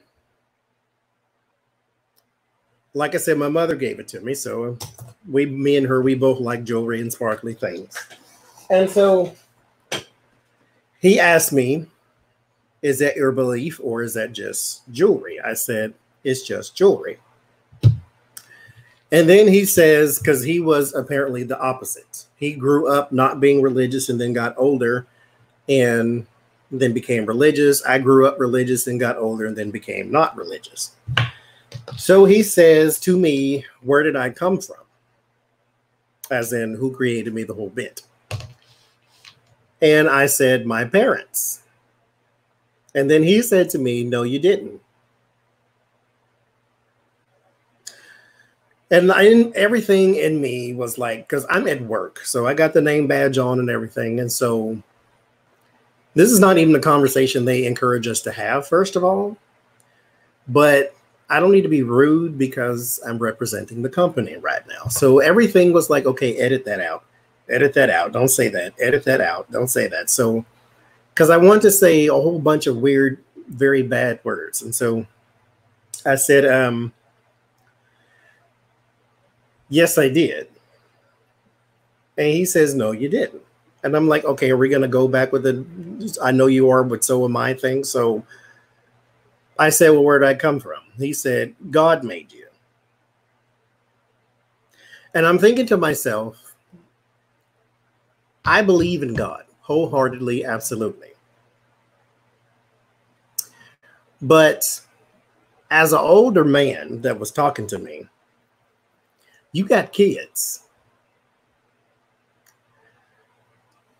Is the situation where your wife became pregnant and then she disappeared and you didn't see her for that entire gestation period where her stomach, why did you think she was just eating too much and that's why her stomach got big? And then she went to the hospital and they took all the food out? Like there was a human in there. There was a person. There's a baby. You put that in there. Nobody told you about the sperm and the egg thing? Like, you asked me where I came from. I said my parents, because that's what science said. I didn't just pluck that out of nowhere. I didn't say that to be an affront to God. Why would God want to create millions upon millions of people? Self-replicating life. That's what creatures on planet Earth are. It's like you and you can make another you. That's if God made me, I should be perfect. So explain. And he keeps going on about he said something, prove to me that God doesn't exist, is what he said. And the whole time he heard nothing I said about I believe in God is what I said. I said I believe in, I told him that to his face, I believe in God. He didn't hear that because he thought, oh, I got you. And so here I'm going to spout all the talking points that I have, because that's all these were. He said, prove to me God doesn't exist. And I'm like, well, I won't do that. So there you go. And he said, okay.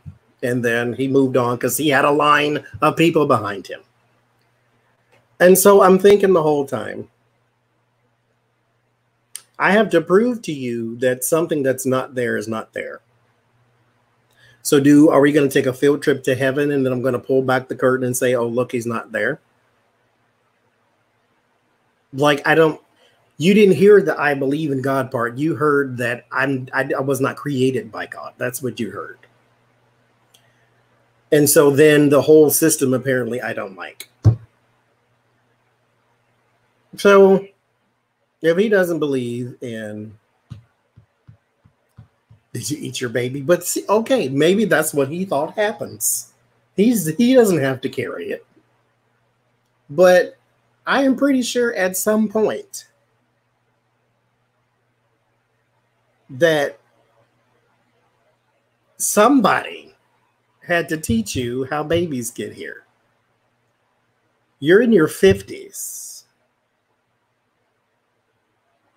At least you look like it.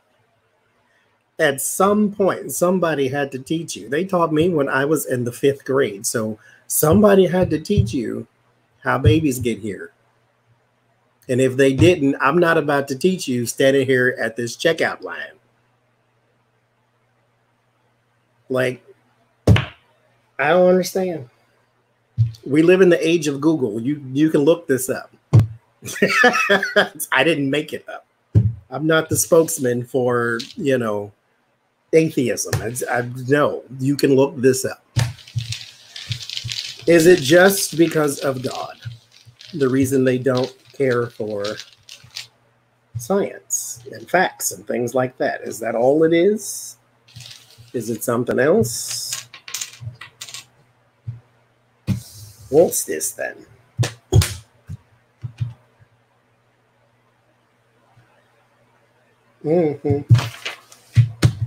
So we start with that's funny. This is Ingwas. This is agriculture. This is planting. This is also a symbol or rune for male fertility. That's what it says.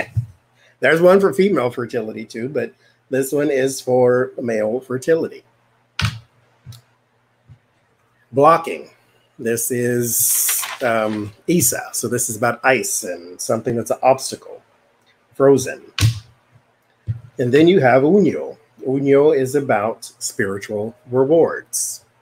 Something you get from the heavens.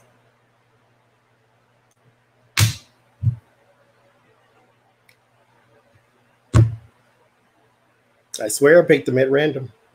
I swear I did. Spiritual reward. Let's see what the tarot has to say. And see, here's the bad thing. Here's the bad thing. I learned this from Dr. Neil deGrasse Tyson. It's called God of the Gaps. This is not where you want to put God. You want to put God, for me, you put it above everything. This is where God, the El Elyon, the Olodumare, this is where that belongs. It belongs above everything. God creates the foundation and nature takes it the rest of the way. When you put God in the gap of things you don't understand, the moment you understand it, God gets smaller until it disappears altogether. So that is the part that I don't need him and people like him going around the world doing, because then that weakens the impact that spiritual things can have. Not to say that everybody needs to believe in God, but you do need to believe in something, even if it's just yourself. And I don't need him walking around the world telling people that you came from heaven, like you would brought in a stork. You're too old for Mother Goose and Aesop's fables. Like, goodness sake.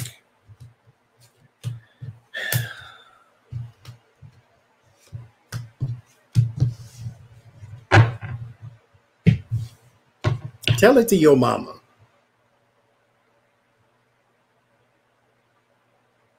that a stork brought you. I want to see that conversation. So why? So the Four Swords and the Lovers, there is a part that humanity does not play, and a part that humanity does play. There are certain things that you... Oh, Lord. Three of Swords, the Ace of Wands, separation in the actions, Two of Pentacles.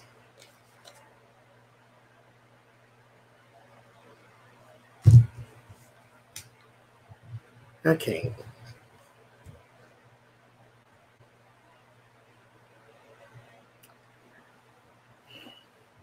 This has been my entire gripe, my entire religious life too, is that I was constantly, I am a Gemini, right? Very, very air signy, inquisitive type person. I want to know. I want to know everything. Some things. But the things I'm interested in, I want to know. I want to know everything about it. When you tell me, lean not to your own understanding, this is what I got my whole religious life. Don't try to figure that out. That's God's thing. No, it's not. There are certain things, yes, that when you hit the block, leave the rest to your higher up. Fine. But in the meantime, there's a whole bunch of stuff that I can be doing. Let's talk about that. Stop suspending logic because you think God's going to pick it up and take it home. Whatever it is you're dealing with. There needs to be some sort of human involvement in your human problem. When you get to a point where there's nothing else you can do, then you can hand it over to your higher up. But this crap here, this lean not to your own understanding, don't think about the things you shouldn't think about, and God's got it, and God's got it.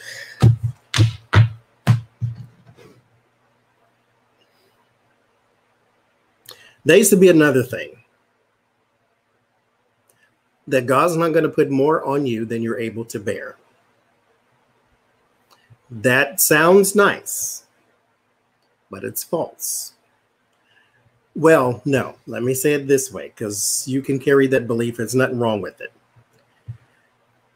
I don't believe it because I don't believe that God is playing with his toys to the point to where you're going through life and he's going to put a bunch of crap in your way to see how you respond. I just never been that person to believe that. That's okay if you do though, because it's a deep-seated belief. The reason I don't believe it is because not everybody passed the test in life. Some people go through such hardship that they commit suicide. So my problem with that philosophy is if God is putting something, if God is all knowing, then he should have known that you would not respond very well to this. And so if he put some problems in your life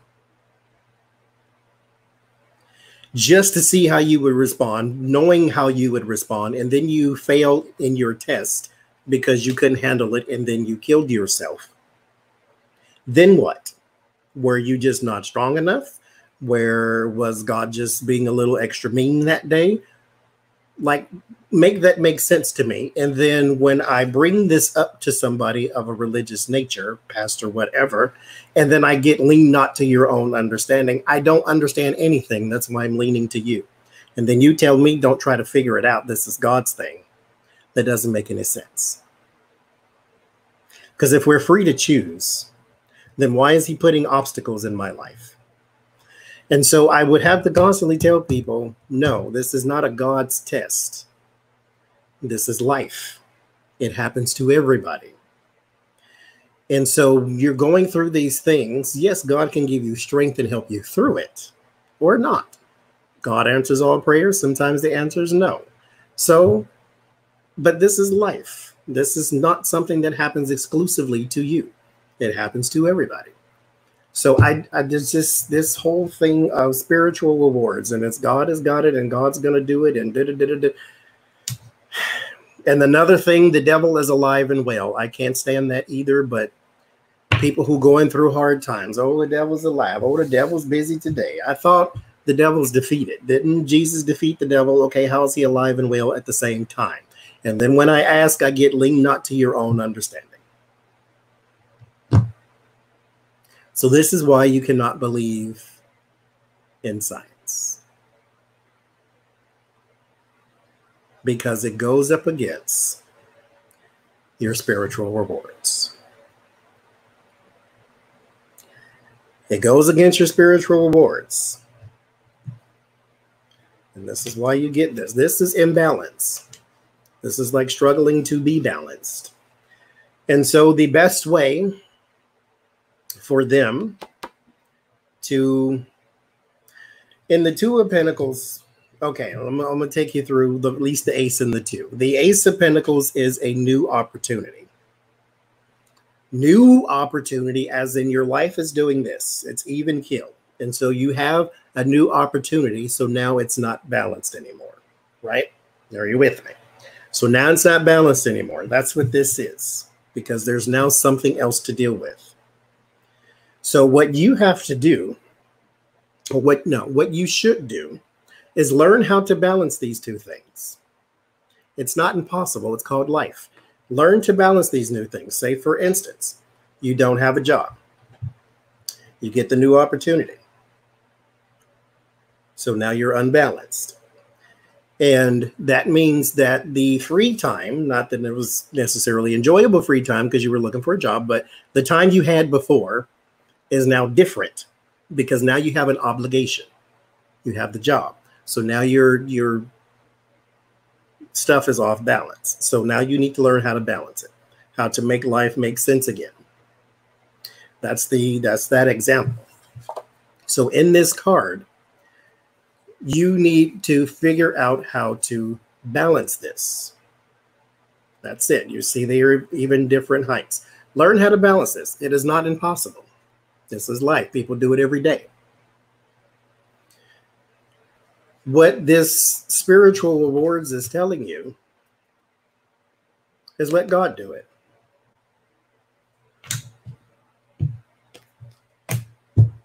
Never mind pros and cons lists. Never mind looking at it in an objective way. Never mind deductive reasoning. Let God do it. Meanwhile, you take no ownership for your life. Everything is, oh, let's pray about it. Do something first, then pray.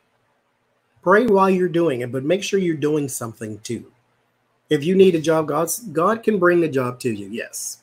But 9 times out of 10, you need to fill out an application somewhere. And you need to put some sort of effort into your own life. But spiritual rewards is why science is a bad thing.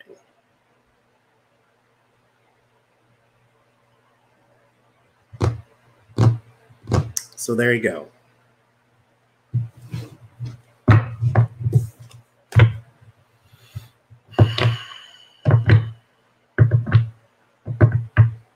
Yes, it does. Always will. The Adam and Eve story was one that was the first thing that I had, and nobody answered anything I had. So I just said, okay, well, then the whole thing's made up then. I mean, okay. You had 2 sons, Cain and Abel, right? And then they had kids. With who? You were the only 2 people on earth. And then your 2 sons had kids. With who?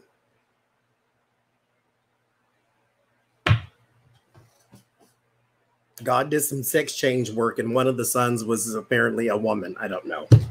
But then he got killed. So again, with who? Who did they have kids with? Explain yourself. Then you're in the Garden of Eden, walking around paradise, perfection. You ain't got no clothes on. But God creates this haven and then puts the one thing you can't do smack dab in the middle of it. Why? That's a practical joke is what that's called. Like, you play too much. That gets you beat up around the hood. Okay, I just want to let you know this. I'll give you everything in the world. There's one thing you cannot have. And I'll put that in there too, just to see what you do. Make that make sense to me.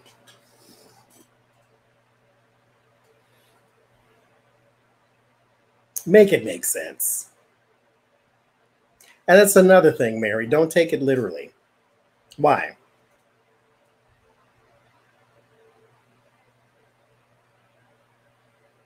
Because all of it's a story.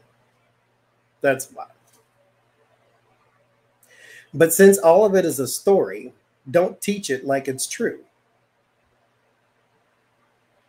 That's the problem I'm having right now. Don't tell me this happened and then tell me don't take it seriously.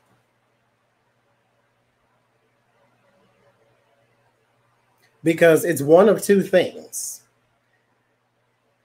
From the country, I can tell you that storytelling is one of the oldest hobbies in the world. So either you're just trying to tell a wonderful story or you're completely bullshitting me, which is awful.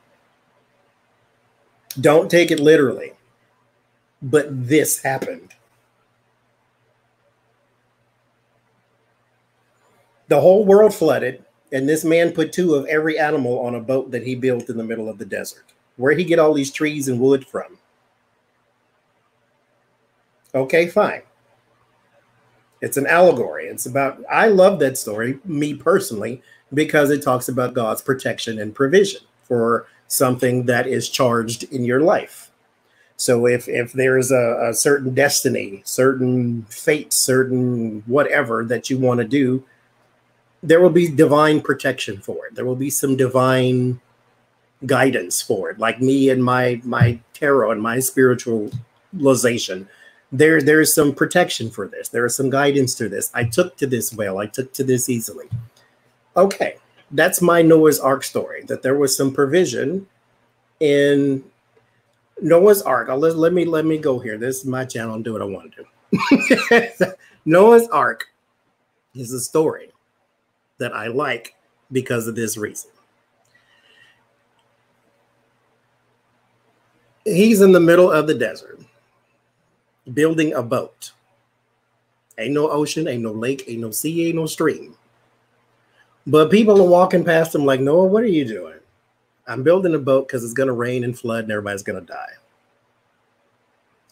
Okay, well, you have fun with that. Exactly, you do you, boo. And so they go on and they talk, say Noah's crazy. Oh my God, you know.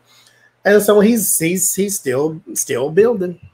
He's building this boat. And now that it's built, everybody is looking. And they like, you really did it, huh? But, I mean, it ain't rained in 345 days, so what are you going to do with this again? He said it's going to rain, it's going to flood, and everybody's going to die. There is a mission that he has that has been put on him.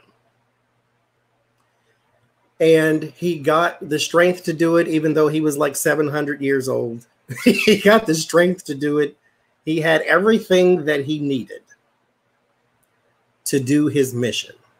The reason I like the story is because everything that I want to do, that I feel passionate enough to do, I know there's some divine protection for it.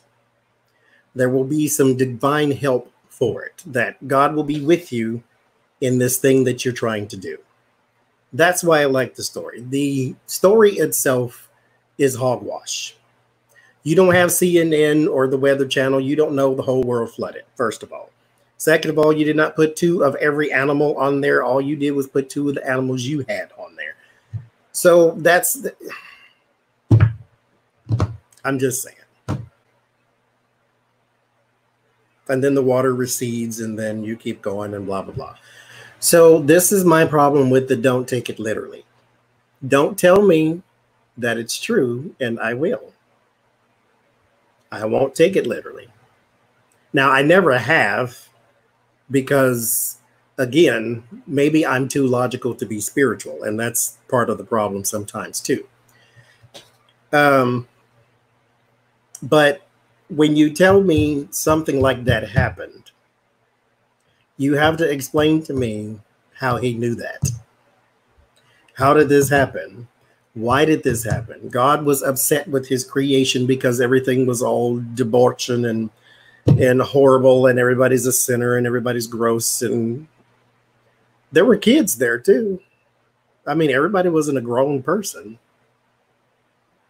So you drowned the kids too? Like, so maybe this story is just made up, is what I'm saying. But what you can take from it is what you can take from it. And so that's why there's these type of stories that none of them are true. But why not take from it what you can to help your life, is what I'm saying. And I got I seen a comment. I'll try not to be messy. I seen the comment about not making fun of the blood of Jesus. So there's 3 things. Number 1, this is my channel. I'll do what I want to. Number 2, if you come over here, you cannot be sensitive. Okay, I might say something, do something, show you something that you don't like. Okay. Number 3, I did not make fun. Here's what they were referring to. The blood of Jesus prayer handkerchiefs that we all had the fun with. That's what they're referring to. Now, the blood of Jesus prayer handkerchief is a towel. It is a red towel you can get from the dollar store. It is not the blood of Jesus. The blood of Jesus is the blood of Jesus. The red prayer blood of Jesus handkerchief is a towel. So I need you to know the difference between the two if you're going to call yourself saved, sanctified, and Holy Ghost filled. So don't come over here with that mess if you ain't going to pay attention. The blood of Jesus is the blood of Jesus. The blood of Jesus red prayer handkerchief is a towel. I need you to know that. Thank you. That concludes my bicentennial minute. Thank you.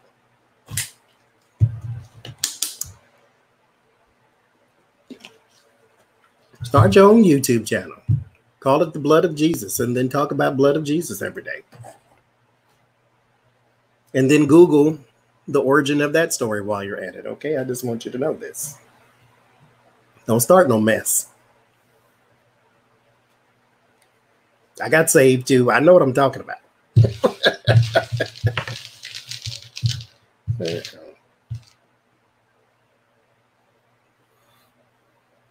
Yes, it was.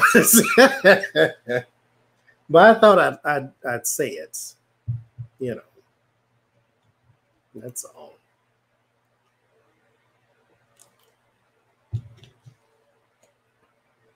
I just thought I'd say it just in case you missed it.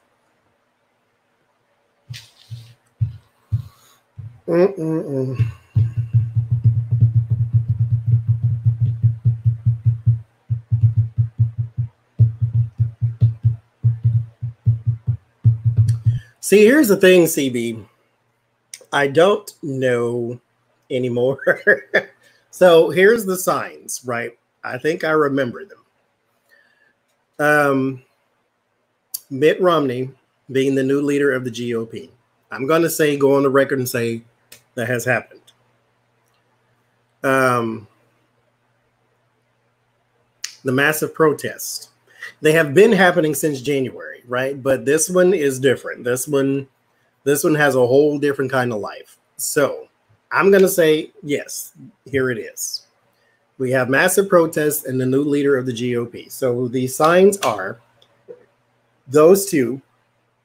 There's news about a tanker in water it's not supposed to be, or news about a tanker, something happens to it. But I distinctly remember picking out in water it's not supposed to be. There is stock market crash or stock market crashing, which we have that too. There is a bribery case that's in the news. There is there's another money thing there. Oh, there was something about foreign money being withheld, and that was the Ukraine thing. So we have had, well, I think it was the Ukraine thing. I don't even know anymore. And then we had an important person was targeted or killed. So there you go. That's what the signs were. And as far as have they happened or not, but say the bribery for Lady G, they would have to be trying to get something out of him, which would be extortion. So I don't know what the bribery, I don't know what none of that was. I've pulled back from trying to predict what that is anymore because the protest thing threw me off. I'm like, okay, we've seen the protests so that we can check that off. And then another one happened, and then another one happened, and then another one happened. So I don't know. All I can tell you is that that stuff, that's what I saw. And I can tell you that I believe the I seen the oil spill, but that was their land though, wasn't it? This was a tanker. I heard the word tanker that was in water. It shouldn't be, or something that looks like a tanker, some sort of, anyway, that's what I can say.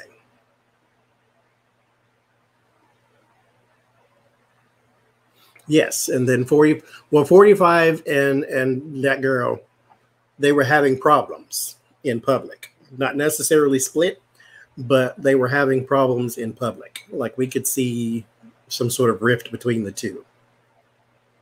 And that was the other one. But that's always going on, so that's why, again, I don't know. I didn't know. Yeah, they spilled some more oil. I watched some little short thing on that of them trying to clean it up.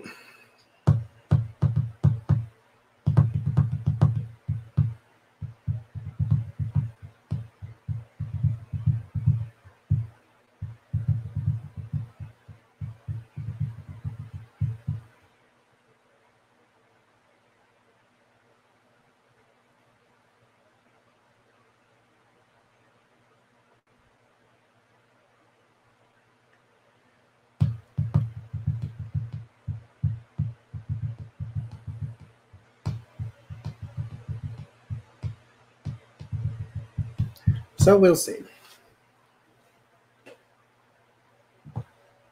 Me too. That does more damage than they know.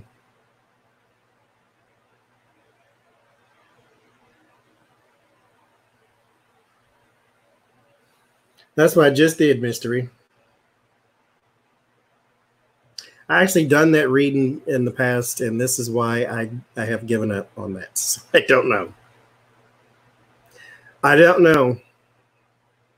The protest, yes, we can check that off and say, yes, this is the protest. Because I didn't see it, I heard it. The other things I saw. Mitt Romney, well, the new GOP leader, I just seen headline.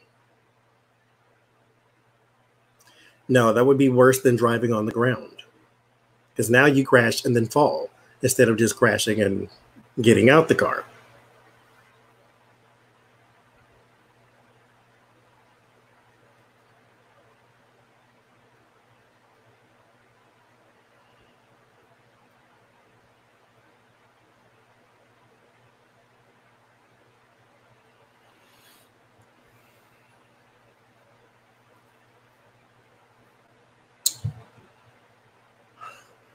Okay, I got 13 minutes. I'm gonna leave for real this time.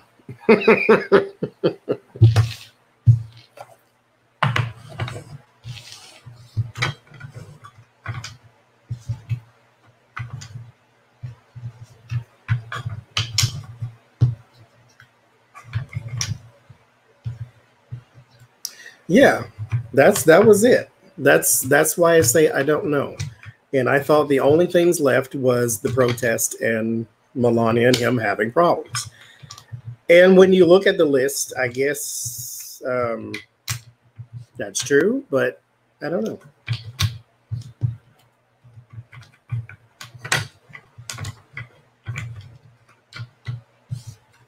Oh, we didn't have our food talk though, did we? Okay, well, wait a minute. We got to have a food talk first. Y'all was having the food talk without us, and y'all should be ashamed. So wait a minute.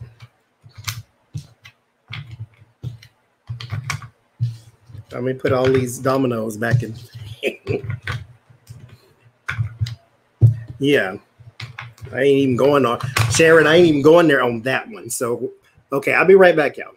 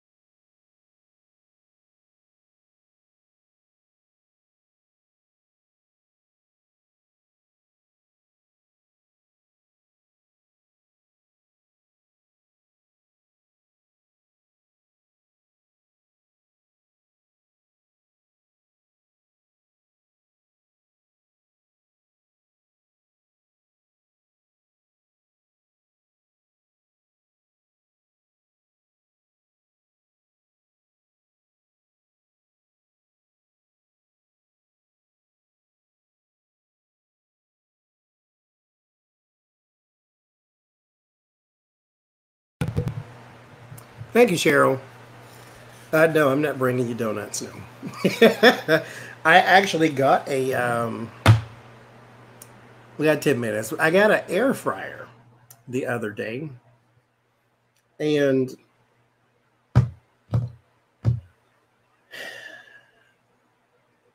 I am now about to spend like hours on YouTube looking at all these air fryer recipes because I love this freaking thing. And the way, okay, I need to go and get all of the other appliances that you can put crap in, turn it on, and walk away and come back and it's done. That's what I need in my life because that's what I did. I put fruit in it and then walked away, and then it dinged. I walked back and it was done. That is just, Sajine, that's that. Listen, because I always eat my chicken with honey anyway. But the very first thing we put in there was chicken because that's what we had. And I put it in there, and you can make, I bet you can make donuts in the air fryer. I put a biscuit in there, so I don't see why not. But I think you need a bacon. We don't need a bacon sheet. You probably could just put it in there. But anyway, so we put that in there, but the time it gives you, it says put it on 30 minutes at 400 and all this type of stuff. No, because if you leave it that long, then your chicken will be dry. So it cooks a lot faster than it says. But other than that, it was perfect. See, I need all that stuff. I need Instapots. I need crock pots. I need everybody kind of pots except marijuana, and I'll be ready to go. Korean barbecue. That sounds good. I love it, Gma. I love it. I do. Now, you still okay? The reason I wanted one is to like do like oilless cooking, but you still need oil. I mean, you don't, but it makes things crunchy. If you want something crunchy, put some oil on it. If you don't care about the crunch, then leave it alone. But the stuff drips off of it. You don't have a bunch of greasy fat fruit and all. Well, oh, son of a mother! What brand is it?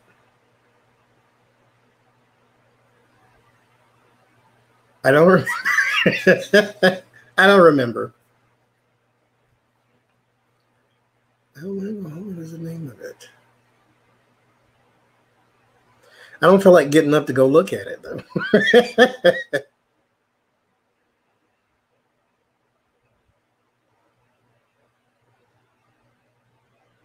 Oh, my God. No, I'm allergic to all smoke. You ain't killing me.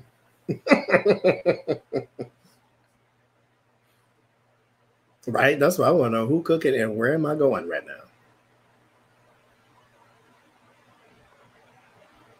I should try that. So hot wings in there because I don't really care for hot wings all that much simply because people don't cook them long enough for me. And then they feel like they're raw still. Online, no.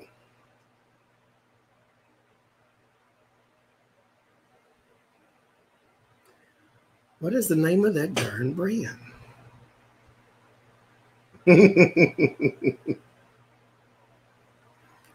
You know, I ain't had a potluck in a long time.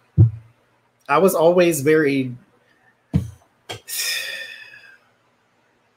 and it's illogical to be this way, but I'm still this way. I don't like eating stuff from people's house. Like, so when we had potlucks, I never wanted to eat other people's food because of that reason. Like it was like 2 or 3 people in my entire existence that I've ever said, okay, I will eat something from their house because I trust them enough to eat something from their house. But most people, I just don't make me nothing and bring it to me. I can't do it. Mm-mm. Mm-mm. Mm-mm. When I worked at the mortgage company and I'm sitting there and it was my birthday and they got a little balloon and the whole bit. And then I looked down, there's like brownies and this and this. And this lady said she made it all. And I was like, I don't eat stuff from people's house. It was so bad, but I can't do it. I just can't. I don't like going to people's house either. It makes me extremely uncomfortable to be in somebody else's space. But it's not logical. So if I explain it, it won't make any sense. I just don't want to eat something from somebody's house because I could eat from a restaurant. You don't know what they're doing in there. So, but like I said, it's not logical. Don't try to make it make sense. But I just can't. I can't eat nothing from nobody's house. Because my mind can fool myself and say, well, if it's at a restaurant, they have to be clean. You know, not necessarily, but was she offended? I don't know. I'm not. I can't put up a front that I've always been a person who cared about people's feelings, but that was just me. So I just kind of said anything and what I wanted to say, and I still do. See, that's like I eat at my sister's house. I eat the food my brother cooks. That's it. I'm not going to nobody's house, eat nothing. There's 3 people throughout my history that I can eat at their house, but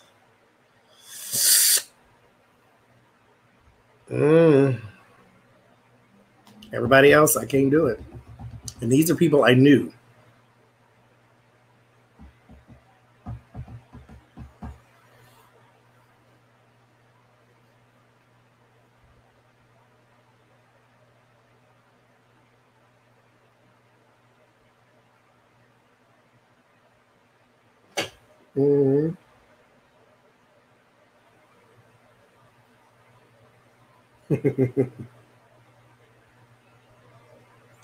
See, the stuff I brought, then I'll eat that. But I can't do. I definitely ain't using nobody's bathroom. No, I don't want to go in nobody's house ever. Like for the rest of my. It makes me uncomfortable to be in somebody else's space. No, I can't do it. I don't care how long I knew you. I still don't like to be in your house. It's my family. I'm comfortable there. And anybody else's house? No.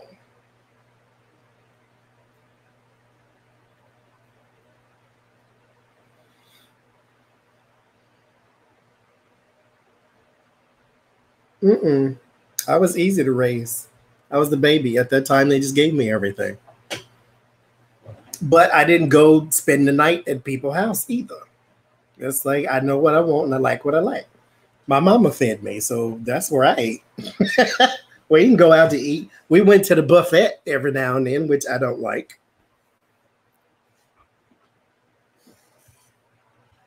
Because I don't want to be in their house. So I definitely wouldn't see them fix it. But I've never had this experience though either. Because I don't go to people. I don't leave my house.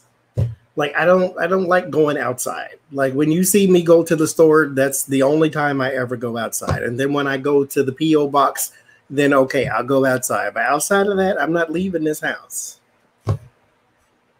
Like at all. I'm not an outside person though. I'm not like agoraphobic or nothing. I don't like the outside. I don't need it. It's what's out there. You know, go to work, go to the grocery store, come back home. That's what I do. Yeah, I've never been a buffet person though. Me and the buffet is not friends.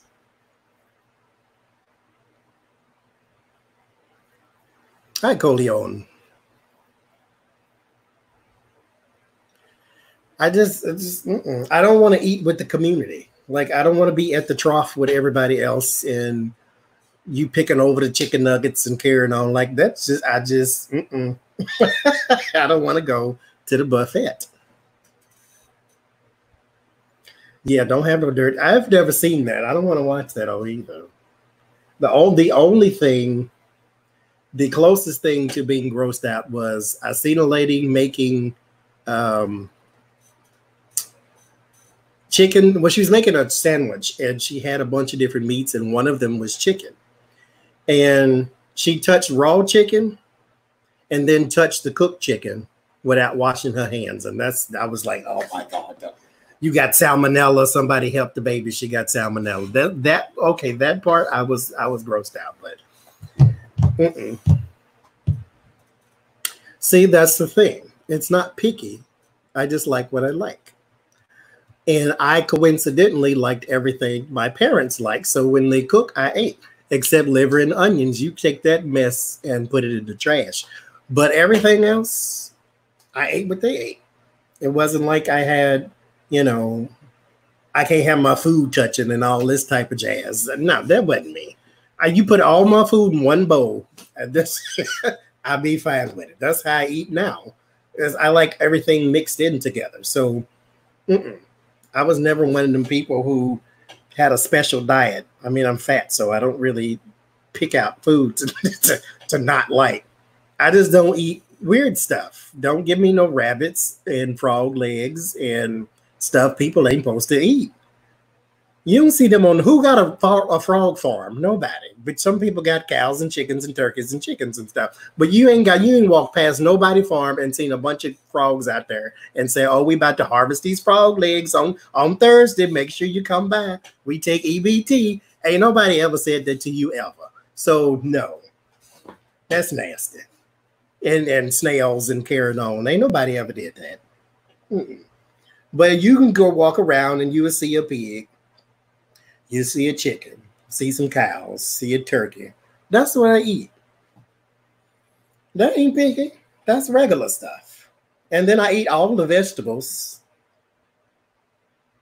I've never had a beet, but I don't think I'll be against it.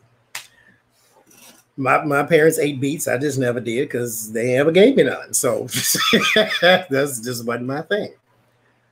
I don't like greens because I don't really like bitter stuff. Like if you flavor it with something else, then I like it. But if it's bitter, I can't do it. Eat better today. That's funny.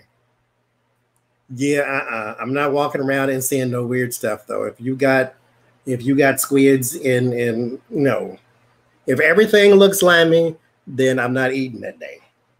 I'm gonna eat my hopes and dreams, but I'm not eating nothing slimy like that. No, mm-mm. That's what we not gonna do.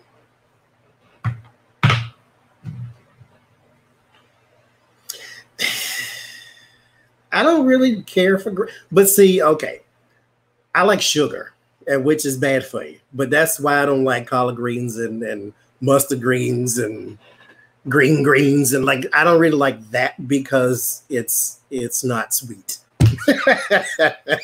I like starches and white food, rice and potatoes and all the kind of stuff you ain't supposed to eat. And I can do some greens about that much, but I don't really like bitter food. And I can do like if you put like some turkey or something you were flavoring it with in there. Like I can't just don't just open no can of greens or something or just boil them and I'm not just finna eat them like that. You're gonna have to make it taste like something else. So I can do a couple pieces of okra, but after that it begins to bother me because it take on a whole different kind of texture.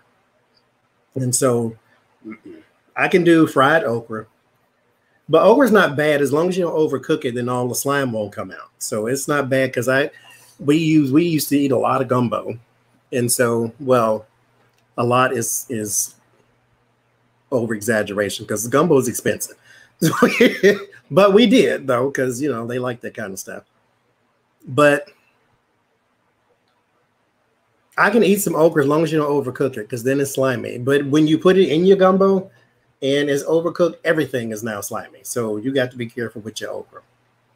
Good night, Miss Lady. But yeah, I can do that.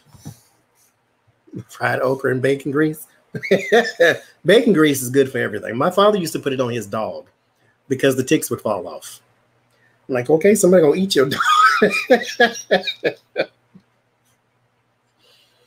Mm-mm.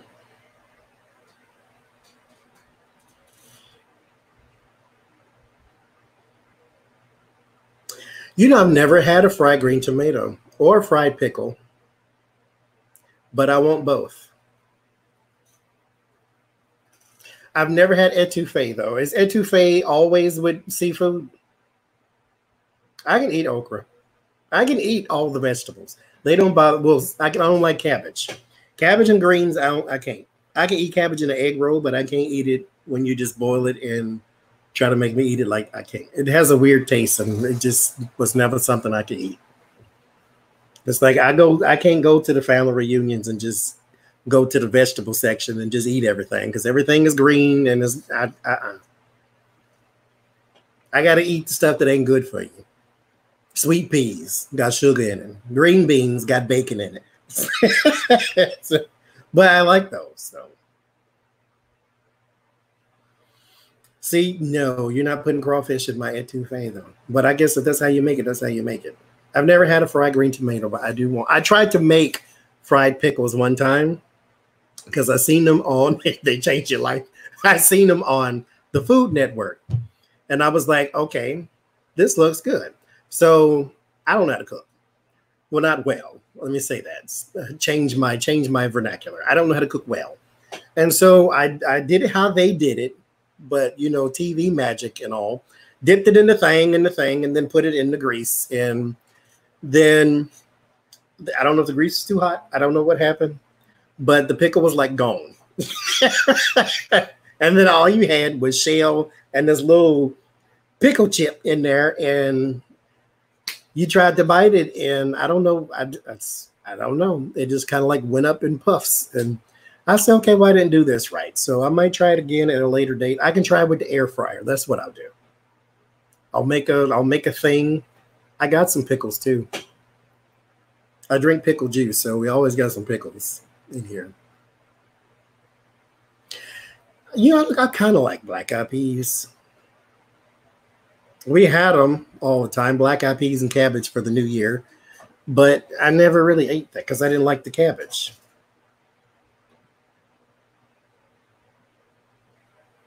I'm gonna try the fried green tomato. I'll let somebody else who know how to do it. Tomato and mayo sandwich. You know, that sounds good actually. I mean, it's just a BLT without the L and the T, or the L and the B.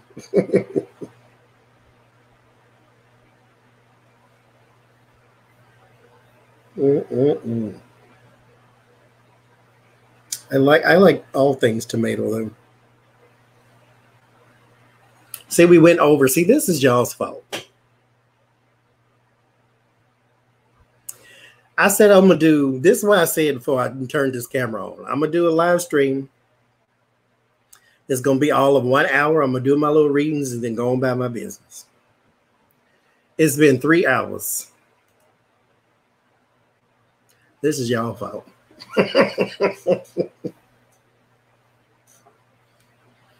Oh, I love a mozzarella stick.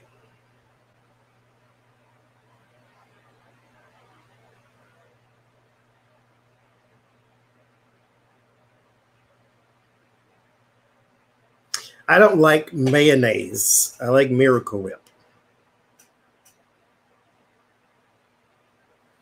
You know what? I like a whole cake too.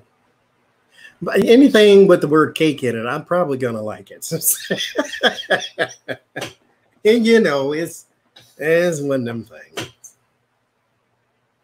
If you just slap the word cake on it, I'm probably gonna eat it. I just am. I used to not like carrot cake when I was younger, but that was probably, you know, young taste buds don't like everything. But when you get older and your taste buds change, then yes. Okay, zucchini pancakes with applesauce. Explain yourself. What? Zucchini pancakes with applesauce.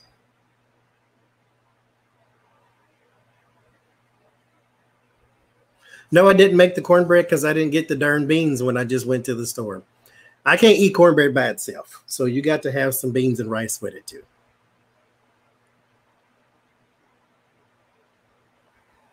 I've never heard of such a thing.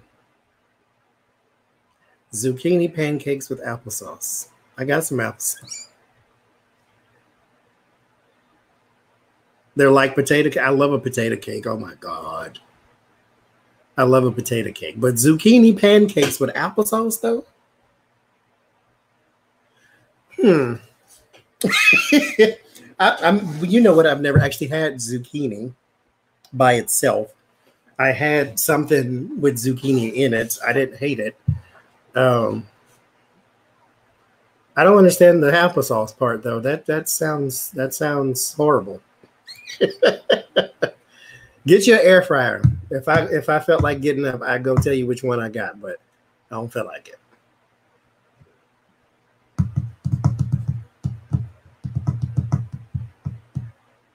See if I can Google a picture of it, and I'll tell you what it is. Not the applesauce though. On the zucchini pancakes. It's some does no, I guess it don't. But zucchini pancakes, okay. I mean, I ain't gonna run from the idea. You ain't gonna see me make it, but I mean, that's what you want to do. Because I used to eat syrup and cheese, so I can't on a sandwich, so I can't judge nobody. I got a standard air fryer. I wouldn't call it big. You can put, I guess, what you want in there. Like 3 pieces of chicken. That's what we put in there. There was like a thigh and then 2 legs or something like that. So you gotta, because they say not to crowd it up. That way everything cooks evenly. Syrup and butter, that's what goes on it. Yeah, that's what I keep hearing is zucchini is very versatile. Just kind of like avocado, the avocado butter. Somebody was telling me to use avocado instead of butter. It'll work for certain things anyway. I ain't really fond of avocado though either. But see, I love a cucumber with anything on it. I can do that. But I used to, I actually still do. I like cheese and honey. So it was cheese and something sweet was always our thing. See if I see it in here, and then I'll tell you what it's. I think this is it. Yes, it's called Farberware. Farberware. Farber ware. Where's the camera at? Farberware. That's what we have. That's not this exact one, but it's close enough.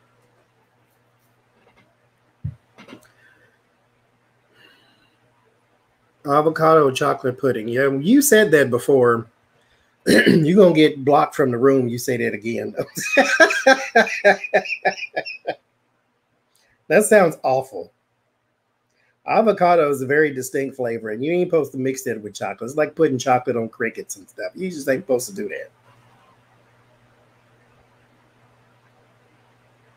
I think this was it. I don't know. It is what it is.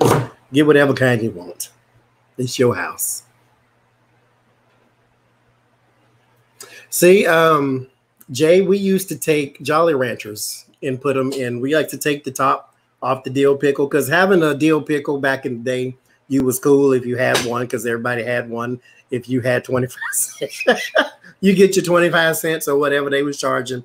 They come around in the class and be like, who want popcorn, who want pickles? And so you order it, and at the end of the day, you get it and take it with you. And so we used to get the dill pickle and bite the top off of it and then stick a Jolly Rancher down in the middle of it. That was us. Potato and chocolate? No. Well, I'm never going to Japan, so it's all right. I've never had eggplant. I don't think I'd be against it, but chocolate cake with mayo? Like instead of what, like butter? That sounds awful. Chocolate cake with mayo. I made it with coffee creamer once instead of milk. But cake with mayo. No. I like my chocolate chip cookie with cheese. Because chocolate and cheese go together. It's very fantastic.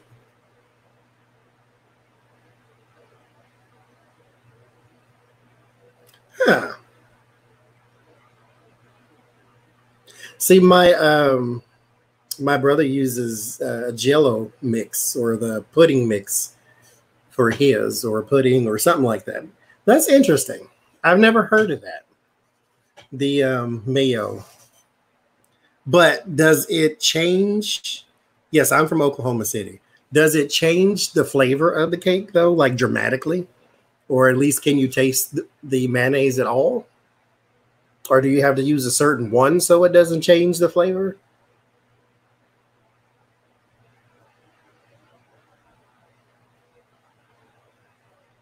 See, here's the thing.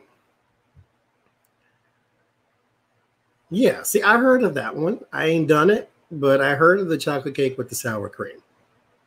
So I guess it's about the same then, huh? No taste. Huh. I ain't doing it, but that's that's interesting to know. Okay.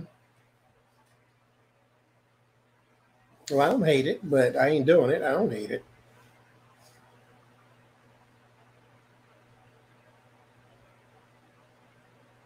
No, I've never made it grilled cheese with mayo instead of butter. Never have.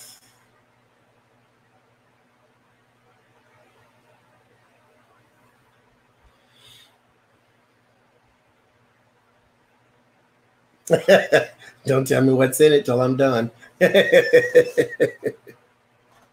I have heard of keto cake.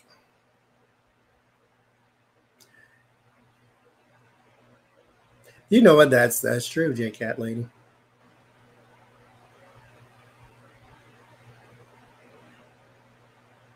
That's interesting.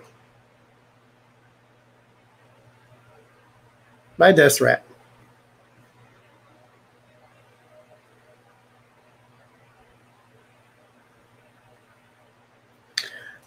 No. I think the taste that I have now will probably be the same the older I get. The only thing that has changed from my young adult years to right now is like tolerance for hot food and spicy food, I should say. I used to not be able to eat any like hot Cheetos even. I couldn't do that at all. Now I can eat cayenne pepper right out the jar. So, but I can't go no more than that. Like habanero and all that, that ain't really my lane. But I used to not be able to eat it at all. And so over the years, that has changed. Onions, I used to hate like with a fire burning passion, but I'm fine with it now. So some things have changed. Those two things have changed. Everything else is pretty much the same.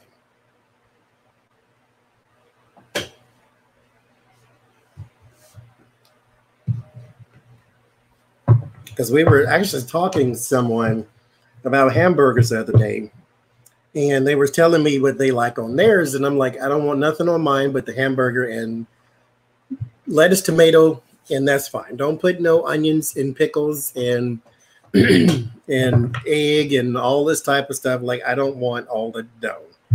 Just that's it. Just lettuce, tomato, and whatever kind of condiment you want on there. Fine. Jalapeno pineapple sauce. I've never heard of that. That sounds fantastic, though. And normally, back in the day, I would have frowned at that until one day I am somewhere.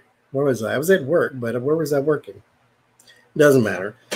They had a sauce or dipping sauce that you were supposed to mix with cream cheese. It was like a raspberry jalapeno.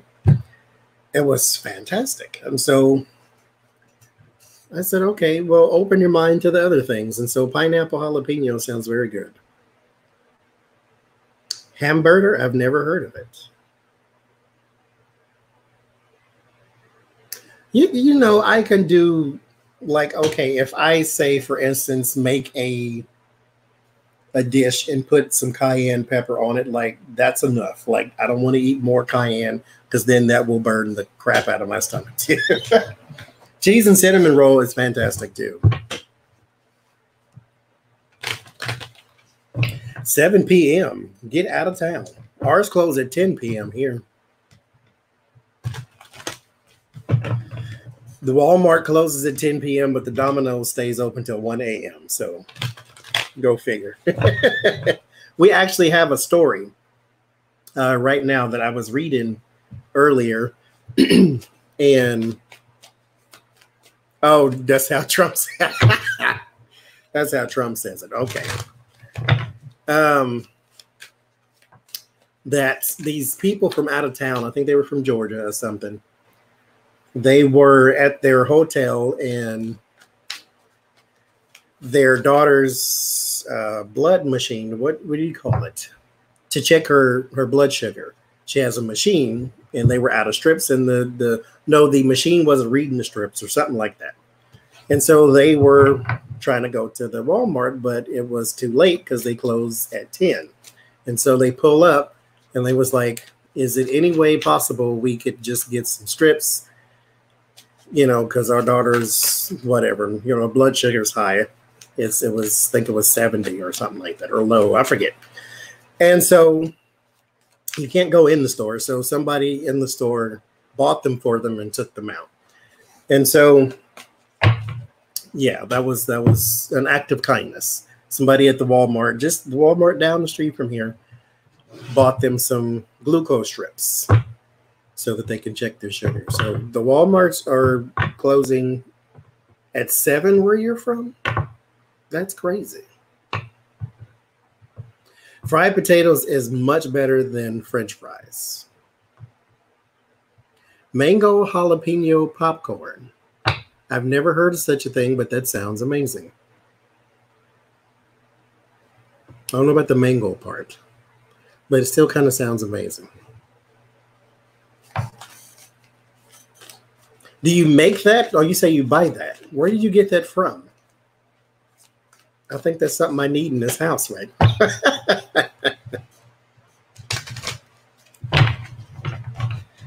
Cheesecake of any kind is fantastic. How can you not like a cheesecake?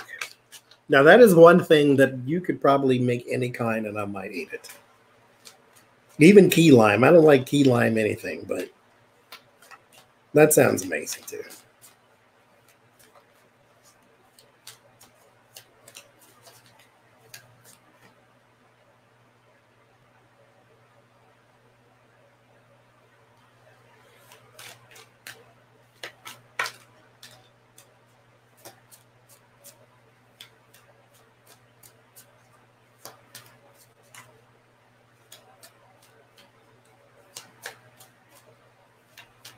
Metropolitus popcorn. There's a whole place dedicated to it, or is it a website? Pineapple or ham steak. You know, I've never, like I said, fruit goes with meat, but I've never had pineapple on my ham, but I'm not opposed to it. I don't like pineapple, but I do like the pineapple juice. I don't know how to explain that, but I don't care for pineapple. But if you like flavor something with it, as long as it's light, because it could be overpowering, and then I hate it too. I'm from the country. You can't be from the country and not like oxtails. Oxtail, neck bone, that just goes with the territory.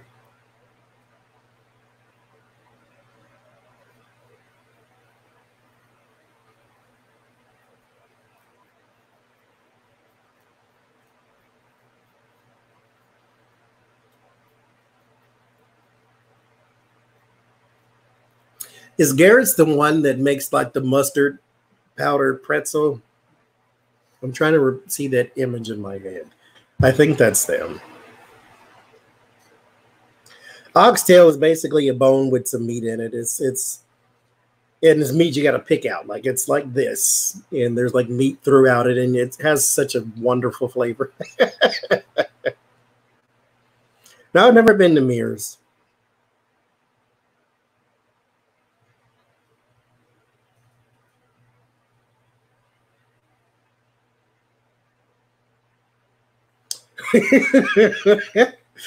Oh, that's funny. That's not meant to be funny, but that's funny. I grew up on oatmeal. Do you like that? It's like, do you like normal stuff like oatmeal? I do not, actually. Well, okay. I like oatmeal, but I don't like oatmeal the way you're supposed to eat it. Like, I like it once you make it unhealthy. And you put brown sugar and butter in it, then I'll eat it. But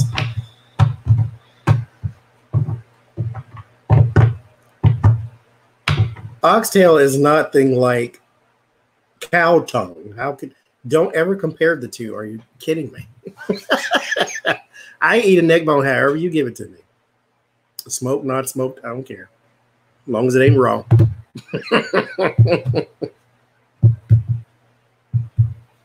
That's just the bone part. They just boil until the meat falls off, and that's what they give you.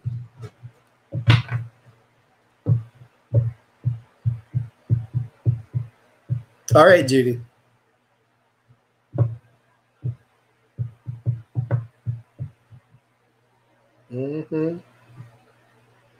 See, I love some oatmeal, but you have to, put a bunch of crap in it for me to eat it. Now, what I should do, oxtails are expensive. They're like ridiculously expensive.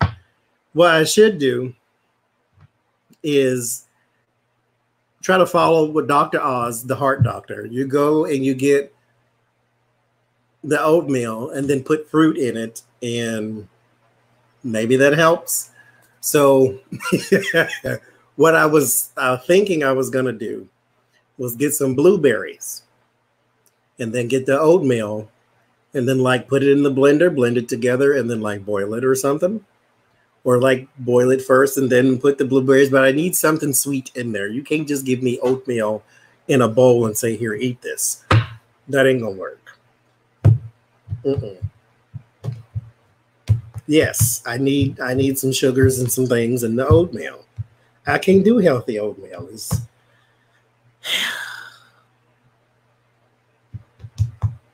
Well, Wendy, I'm coming to your house. I love a neck bone. Bread and lemon juice. You know, my mother used to put lemon on everything. But,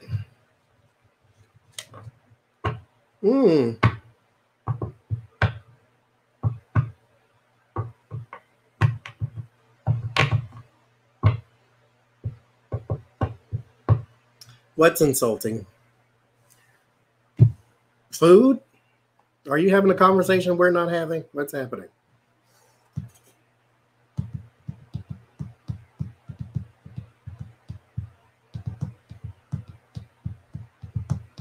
You're a texture person, Tara? Sometimes textures do bother me. Yes, Tallulah designed that one.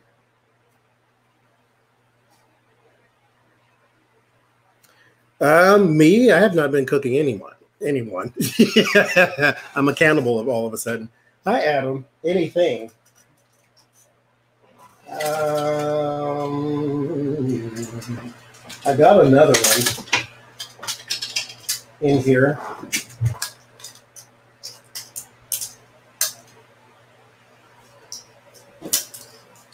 This is the other one.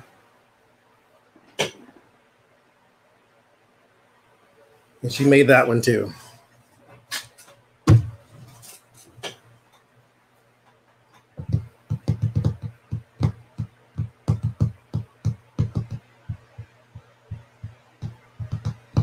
No, Mercy's is an overseas thing. I say it this way over here. This was that's what Lena wanted on her shirt too, was Mercy's and not Mercy. But I don't say Mercy's.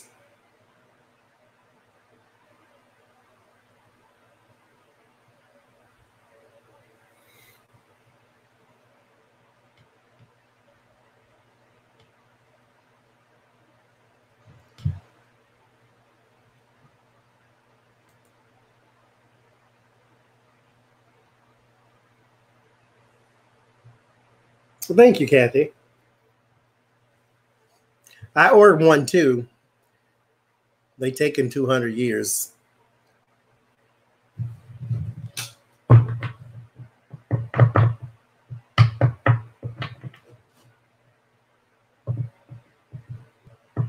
Yeah, she know what she doing. This is definitely not me. I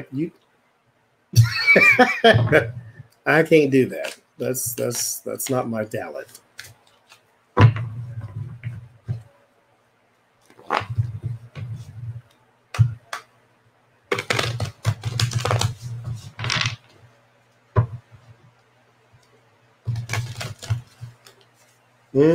Me too.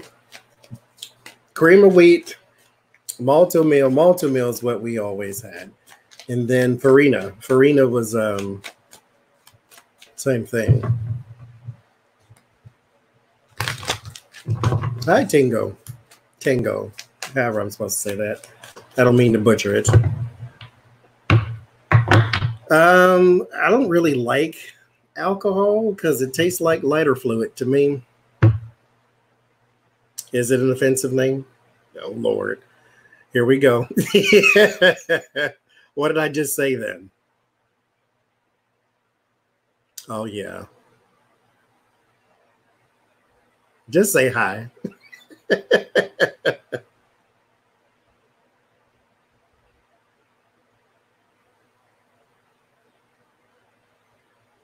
But don't repeat it if it's offensive.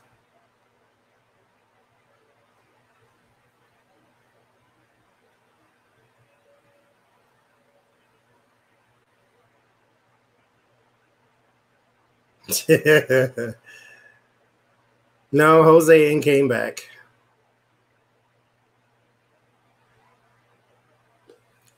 Um, the taste of it is too.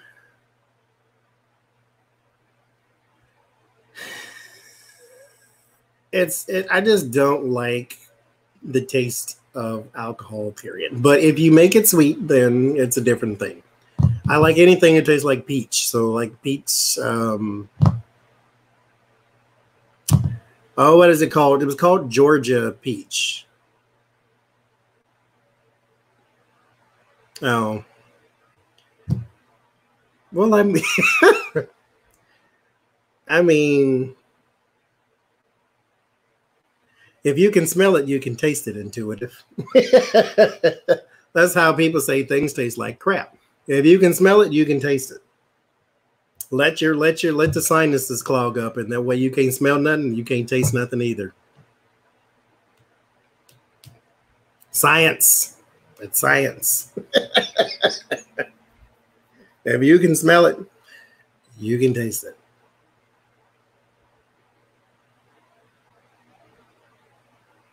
I mean,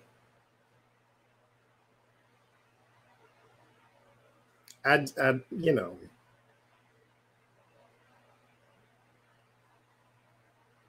I mean, I'm not offended. I just, I don't know. I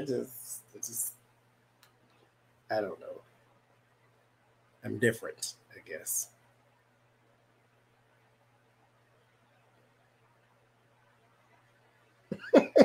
Jay's had enough of you, apparently. That wouldn't bothered me, so I'm sorry. It just wasn't.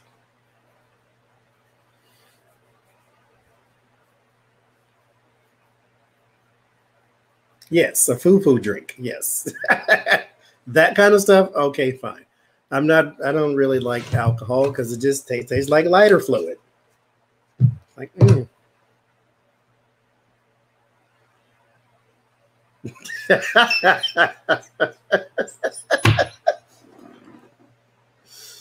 Oh, Lord.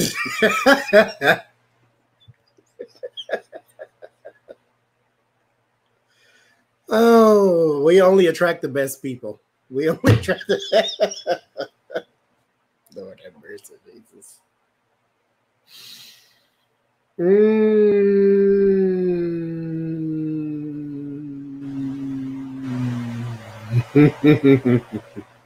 Well, if he's your soulmate, he has no problem, but no choice but to come back. Now, will you come back together? Probably not, but you do it, Taro. Tell me what you get.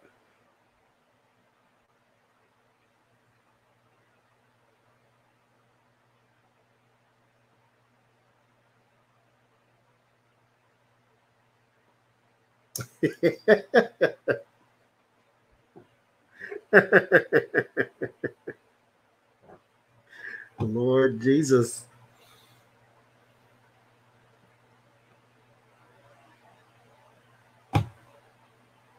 If a person is your soulmate, they have no choice. They will come back to you.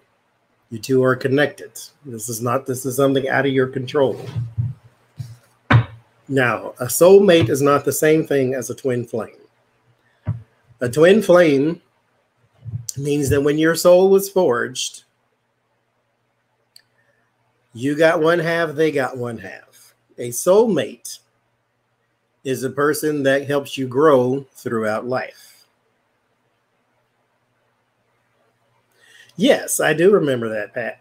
I said death, but I thought it was did I say an old white woman or something like that? That's what I said. I guess an old white man is the one who did it.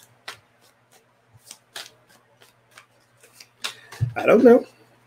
I have no idea. But if you think a person is your soulmate, do they think that too?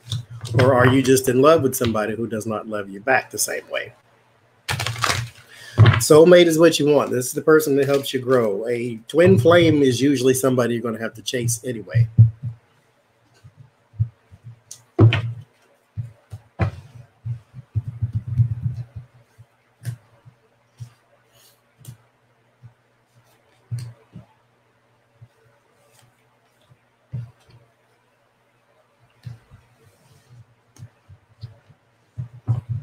Sally, you still talking about the Noah's Ark?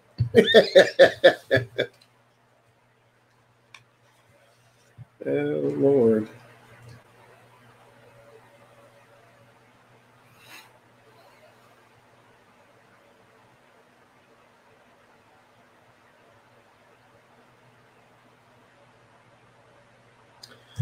The strength has been broken down with the tower and the strength. It's not going to be the same way. Here with the Nine of Cups and the Ace of Swords, there will be some truth coming out. And then the Two of Cups means that, yes, you will rekindle, but things are not going to be the same, okay? So don't go forward thinking that things are just like they used to be. Here with the Nine of Cups, this is wishful thinking, and the Ace of Swords means that there's now clarity, so this goes away. Now you can see everything for what it is. So if going forward, you will know how each other function. Okay. Well, you're the only one to ask for readings. I need you to stay with me now. Yes. How old are you, if you don't mind me asking? Well, I'm asking you anyway. Because here's why I'm asking. If you get the strength in the tower, which means there's a falling out, things are broken down. And then you get the wishful thinking and the Ace of Swords. Wishful thinking with the Nine of Swords means 23. Okay, this is perfect then. The 23. The Nine of Swords means that there is a fantasy of the way it's supposed to be or the way that you want it. The Ace of Swords means you're going to see it for what it really is, which means now you're going to learn how each other function. You're going to learn how each other functions going forward. The Two of Cups is a positive thing. This is unity and reconnection. So yes, you will reconnect, but it will not be the same like it was because you two are both growing together, i.e. soulmate. So the older you get, the more you will learn about this person. You will be together, you will not. You will be together, you will be not. You can't stop thinking about him because you like him. That's not unusual. It's not weird, it's not bad. It's life. You will continue to think about him. He's probably thinking about you too. So it's going to be an ongoing thing. So just buckle down. I mean, think about it right now. So do you want to keep going back and forth with this person, or are you fine with letting it go? If you want to keep going back and forth, go back and forth. It's not going to damage you, but you know. Oh Lord, y'all and y'all food talk. Yes, because you like him. That's normal. You feel, yes. That's normal to feel that way, to feel strong about it. But it's okay. Just keep going forward.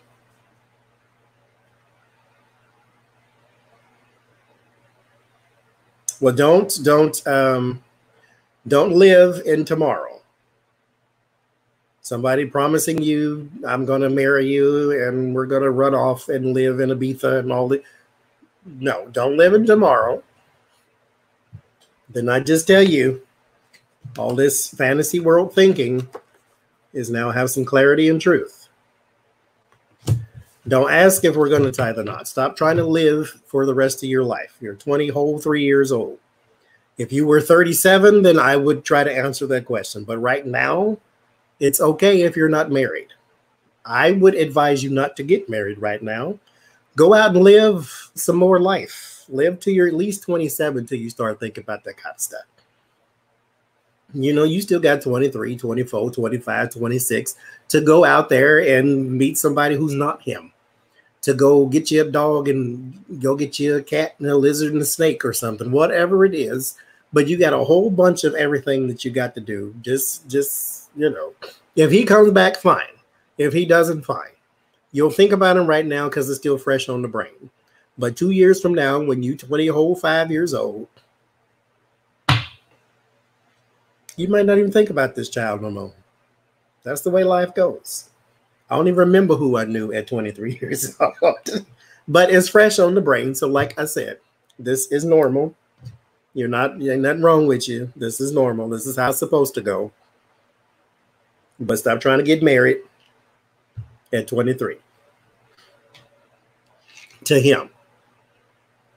Go on with life. Be all right.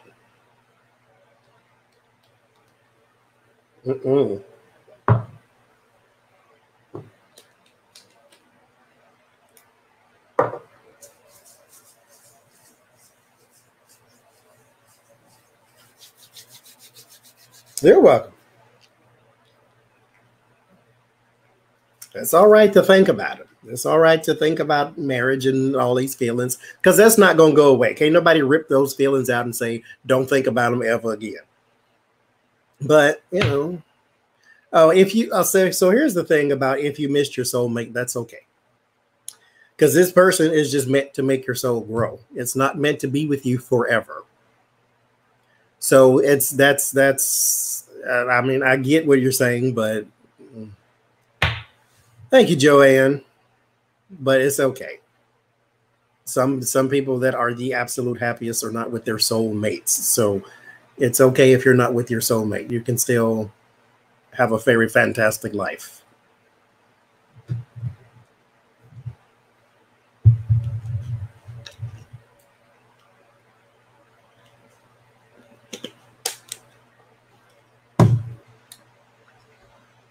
That's okay. All of that's fresh. You're supposed to feel that. It's like if you have a wound, you have to disinfect it. You have to pour some stuff in it that makes it hurt. And then you have to put the bandage on it. Then it has to heal. All this is not going to come in the next 9 hours. So be okay with not being okay. And then you will be okay. Okay? Everything doesn't have to, this is not the movies. So you don't get well by the end of 1 hour and 30 minutes. It is all right. It is okay to not be okay. Now, here's what I do suggest. Don't ask me no more questions about him. Stop thinking about it. Then I just tell you it's okay. Now you're being obsessive. Don't be obsessive. Because then ain't nothing going to come to you because you're still worried about the last fool that you're not with. So the next person that comes along, their name ain't going to be Kyle. And so if all you're doing is thinking about Kyle, you're going to miss Tom and Jerry and all these other people. So leave him alone. You could, like I said, it's okay to not be okay. But don't ask me no more questions. He ain't yours. He's a whole person. You not his. You a whole person. It's all right. You'll be able to sleep. When your body's exhausted and you fall over, then you can go to sleep. But like I said, it is okay to not be okay. So you can be obsessive all you want, but that ain't going to make him show up at the door. Okay, we can't manifest whole people.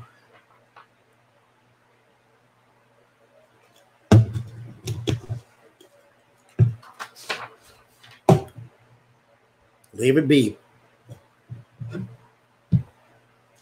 If he don't come back ever, then you will have to learn to be okay, right? So there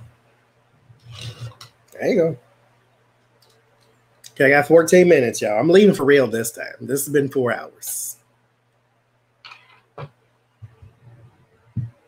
Okay, that's fine too. He could be everything you ever wanted, ever in life. That still don't mean that you can't keep going. You are 3 years old. You can still keep going. Because I guarantee you, just like I said with that 9 of Cups, that's wishful thinking. Take the rose-colored glasses off. And because when you live with somebody, let me tell you a little secret from the old head section of the community. When you live with somebody, everything you like is going to be everything you like, and then you're going to find all the stuff you don't like. Ain't nobody perfect. Ain't nobody perfect for you. Somebody is just going to be fitting for what you need in life. Now, right now, he will do. He is the one. He's what you like. This is great. Yay, Kyle. But If he don't ever come back, you still gonna have to be okay with him never coming back. But I told you he would. That's what this card means. Two of Cups. Google it. That's what it means. So there you go.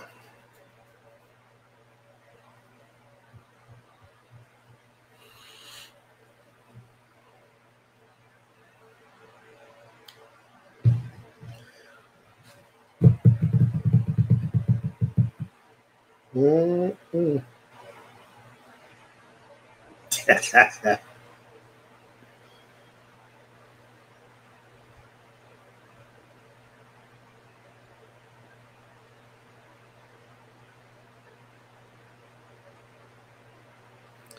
I thought you wanted the sugar daddy, Sylvia.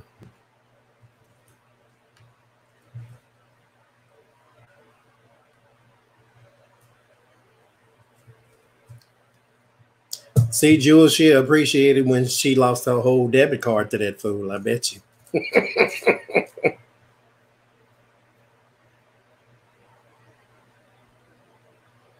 No, because that's obsessive. Don't worry about his feelings. Because the Two of Cups means that you two are going to have a conversation, okay? The Ace of Cups or the Ace of Swords is clarity, which means you are both. See, now I'm reading the chat. Stop reading the chat. Yeah, you both are going to have to come to terms with some things. So that Nine of Cups, that fantasy world, that's what that means. It's wishful thinking. Once the Ace of Swords pops in, that means it makes clarity. It puts clarification on the wishful thinking. And then you two can come together once the both of you realize that this is life and it's not a game and blah, blah, blah. So once you have an actual conversation, then you will learn each other's feelings. You don't need to know them now. Because what you need is to have a conversation with him. Because there's a perspective that he comes from that's not going to come out these cards. So just go and have a conversation. You can fight. Fight is part of life. Nobody gets along 100% of the time ever. So there you go.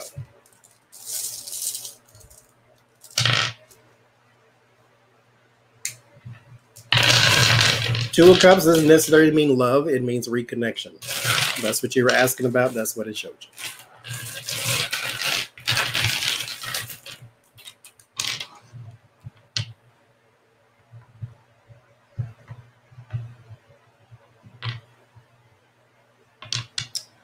Sylvia. You got no hits. This is need for patience. This is also desperation, but this is need for patience. Agalas, this is uncontrolled. This is out of your hand. So there's somebody on the horizon, but this ain't it. This too, Yeral, this means patience as well. So patience and tending to what you need to. There is somebody. And you need to be having some, you need patience because you're going to have to exercise some discernment. And there are going to be a few people that might come along and you need to learn which one is good and which one is not. And GS, you can find all of that. But right now, it is okay to not be okay. It is okay to shed tears about your life right now. I'm far older than you, and I will tell you from this standpoint that at 23, you got a whole lot of ups and downs ahead of you, but focus on the up part. Things are going to get better. They have no choice. Tomorrow's a whole different day. You want love, you want happiness, you want a career, you can have all of those. Right now, no. In the future, absolutely. There's just some growing to do. Nobody had it figured out at 23. And there's no reason you could be the exception. I see Jennifer.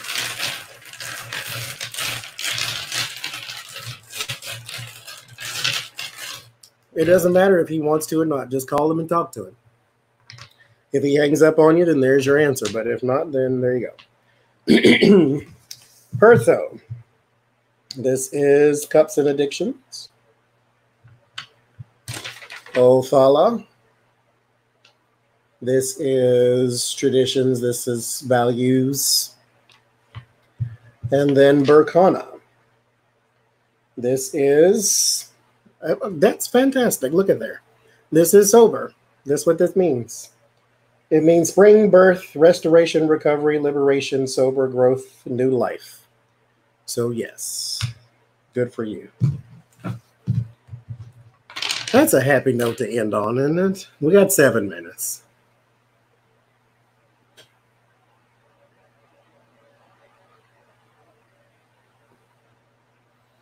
They'll come to you, Jay.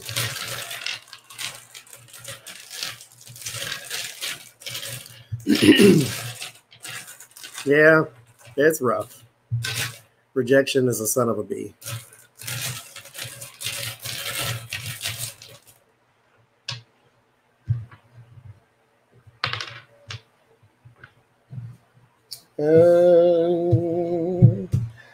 Well, Jay, you got Berkana. There's New Love. Lagos. This is Emotions and Dreams. It's going to come to you. I said this before. And then Algis. This is Shields and Wards and Talismans and Faith. It is going to come to you.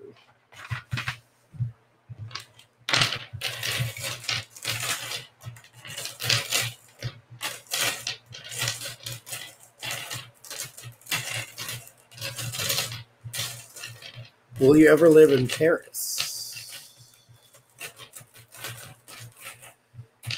Paris. So you got, what is this? Unyo. Unyo is joy, comfort, pleasure, harmony. Ehwas. Ehwas is transportation. This is business partnerships, teamwork. And Yera. Yera is year, harvest, sowing, tending to detail, setbacks, and bad timing. So by judging by this,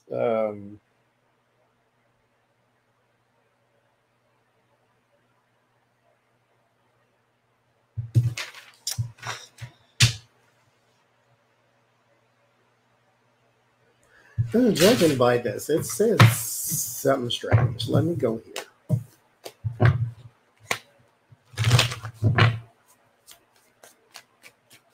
Live? No, I don't think live. Fuzzy navel, that is exactly what I was talking about. That and Georgia Peach is what it was called at a restaurant. I think Cheesecake Factory. That's what they call it, Georgia Peach. So go to live. There's a collaboration there. I don't know what that means. Are you working there, or do you want to work there? Because that's what I got on this too, is collaborations. Unyo has something to do with collaborations, but I keep getting that in the Wheel of Fortune and the Four of Swords. Like there is a resting there, but it's collaborative. Like, I don't know. Like, are you going to bed and breakfast, or I don't know.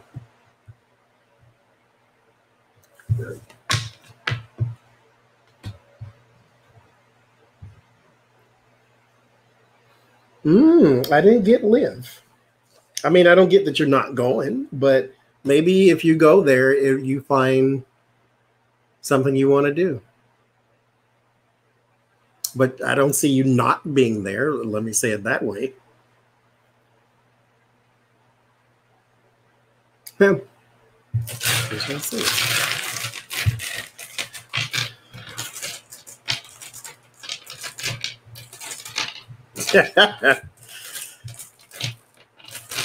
All right, I got 3 minutes.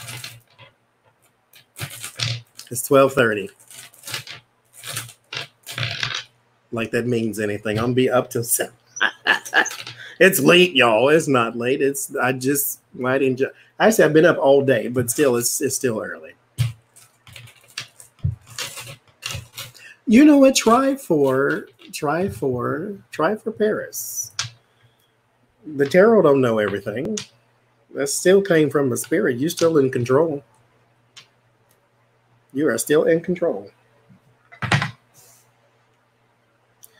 You know, Sally, I think your live button is not on because you seem to have a delay in the conversation. So, Dagos, this is daylight. So I guess, well, I would assume you're having your, what the hell is the word? Your appointment, your dentist appointment in the morning. Othala. This is traditions, so it will go as expected. And then Algiz. Algiz is wards and warning something off. So there might be a conversation had about taking care of something. But yeah, it'll go as planned. No, you got 40 seconds. Because it's almost four whole hours I've been on here.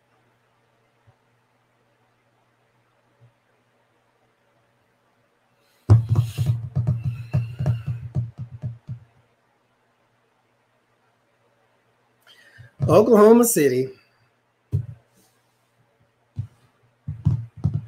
I went to Northwest Classen. I graduated from Putnam City. Original.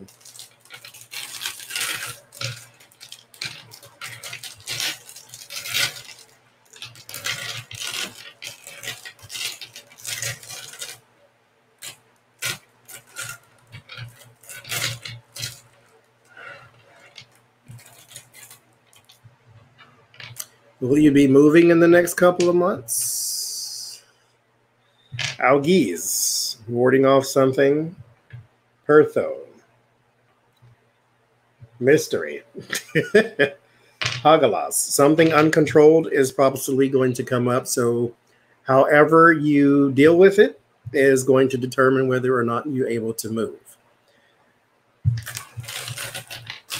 So what's coming up? So something could delay it.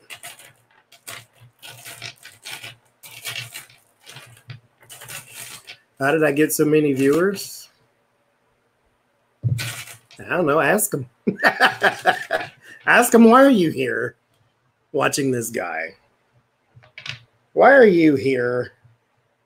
What is happening? What is this all about? Yeah, there's emergency here with now fits. The need. Ehwas, something about transportation. So it might be a car thing. And then Thurosas. This is directed force, purge strategy, danger, but not an accident. But it might be something to do with transportation. So how you deal with that is what determines it. 4 hours and 1 minute. Now I gotta go.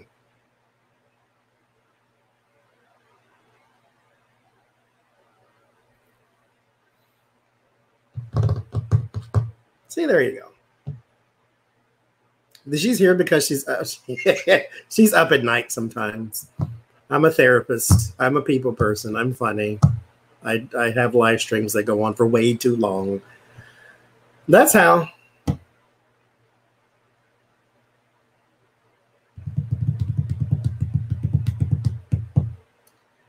That is how I did it. I know I should say bye, shouldn't I? I'm supposed to be going. I am leaving. It's 12:30. Again, not that that means anything, but you know. That's how it is. So there is this live stream I have been watching. Oh, I told y'all already, didn't I? Never mind. Now I'm turning into one of those people who repeats everything that they said before. What do the runes have to say to you? I know what that is, Tarot. You're trying to make me stay here longer. That's what that is. But for you, we will end on this for you because you bought me a whole tarot deck and I appreciate you. So what do the runes have to say to you?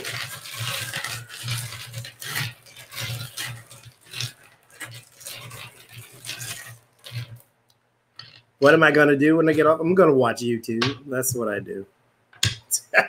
Yes, the Norway live stream. It's not really a live stream because there's never a nighttime there. So it's not really live, but it's peaceful. It zens me.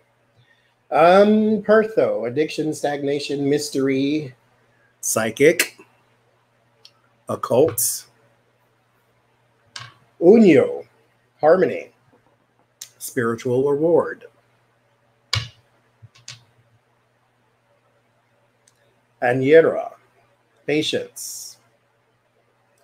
So I know just from previous conversations that you have sort of wrestled with your psychic connection.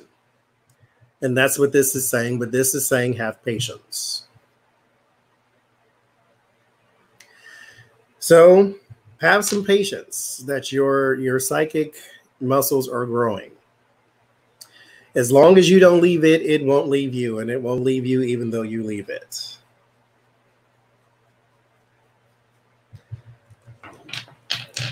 So here's the thing, Jules. I'm going to go and post this right now on my community page. And I want to know how many of y'all's want to come have a chit chat on StreamYard with me. And if you do, I can send you a link and then we can gibby gab live on YouTube. Now, this will be like after the reading because I don't want to read with a bunch of people. But after the reading part, if somebody want to come talk, get your camera and your microphone or your phone, because you can do StreamYard on your phone, and then we can do that.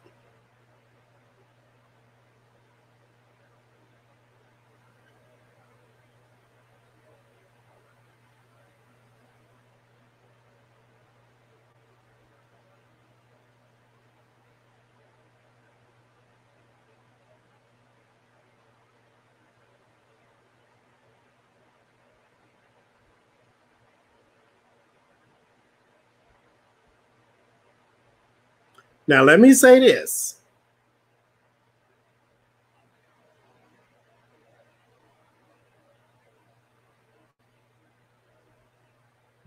Let me say this. Do you have to show your face? No, you don't have to. Let me say this. Mine is itching too. If you are, well, I don't have to say that to y'all because y'all still here. So, but anyway, I put it on the community thing. So there you go. I ain't opposed to that. Just don't get me demonetized. Don't start playing those songs and musics and all that carrying on, and then we'll be fine.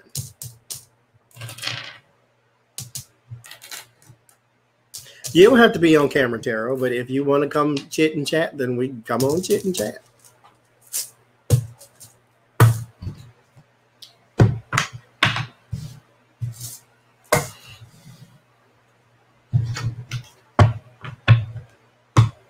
But like I say, but I ain't got to say that to y'all. Just don't be sensitive. That's all I'm saying.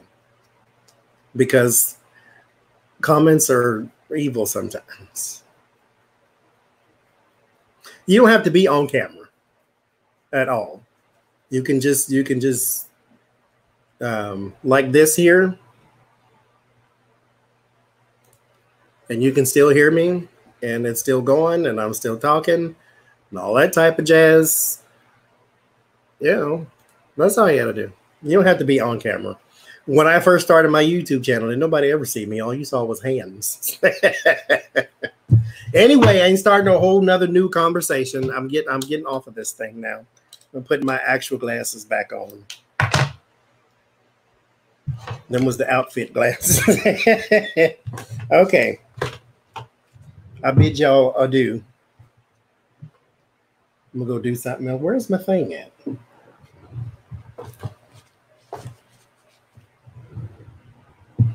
I hate being on camera. This works for me just like this.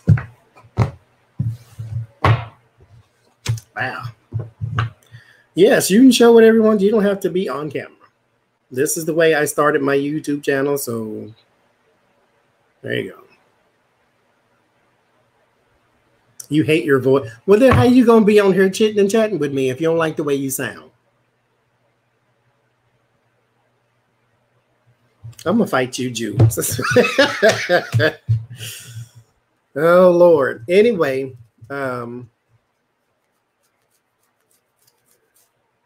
dark hand is itching. Jesus. So I will see y'all. What is today? Thursday. I thought today was Monday. Jesus. What happened? I lost 3 whole days. That is not good. Lord. How do I do live streams? It's actually really just clicking a couple buttons, and once your camera and your microphone is plugged up, it just goes live.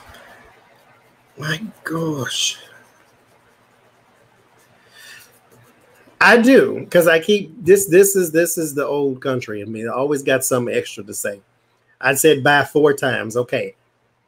I'm leaving for real this time. It is not Thursday. What the hell? I honest to God thought it was Monday. Jesus. Oh, here. Boom. Let me if you want a shirt, there's the link for the shirts. And now I'm getting off for real. So I guess I'll see y'all Sunday. I was gonna say, well, I'll see y'all again later on this week because I thought it was Monday. Well, sweet Jesus. God dog. I thought it was Monday. I really did. I ain't got nothing else to say. I got to go. Okay. I'll see y'all later. I'll see y'all Sunday, I suppose. Yeah, go walk the dog. You know, he probably been looking at you for the past 2 hours anyway. So I'll see y'all later.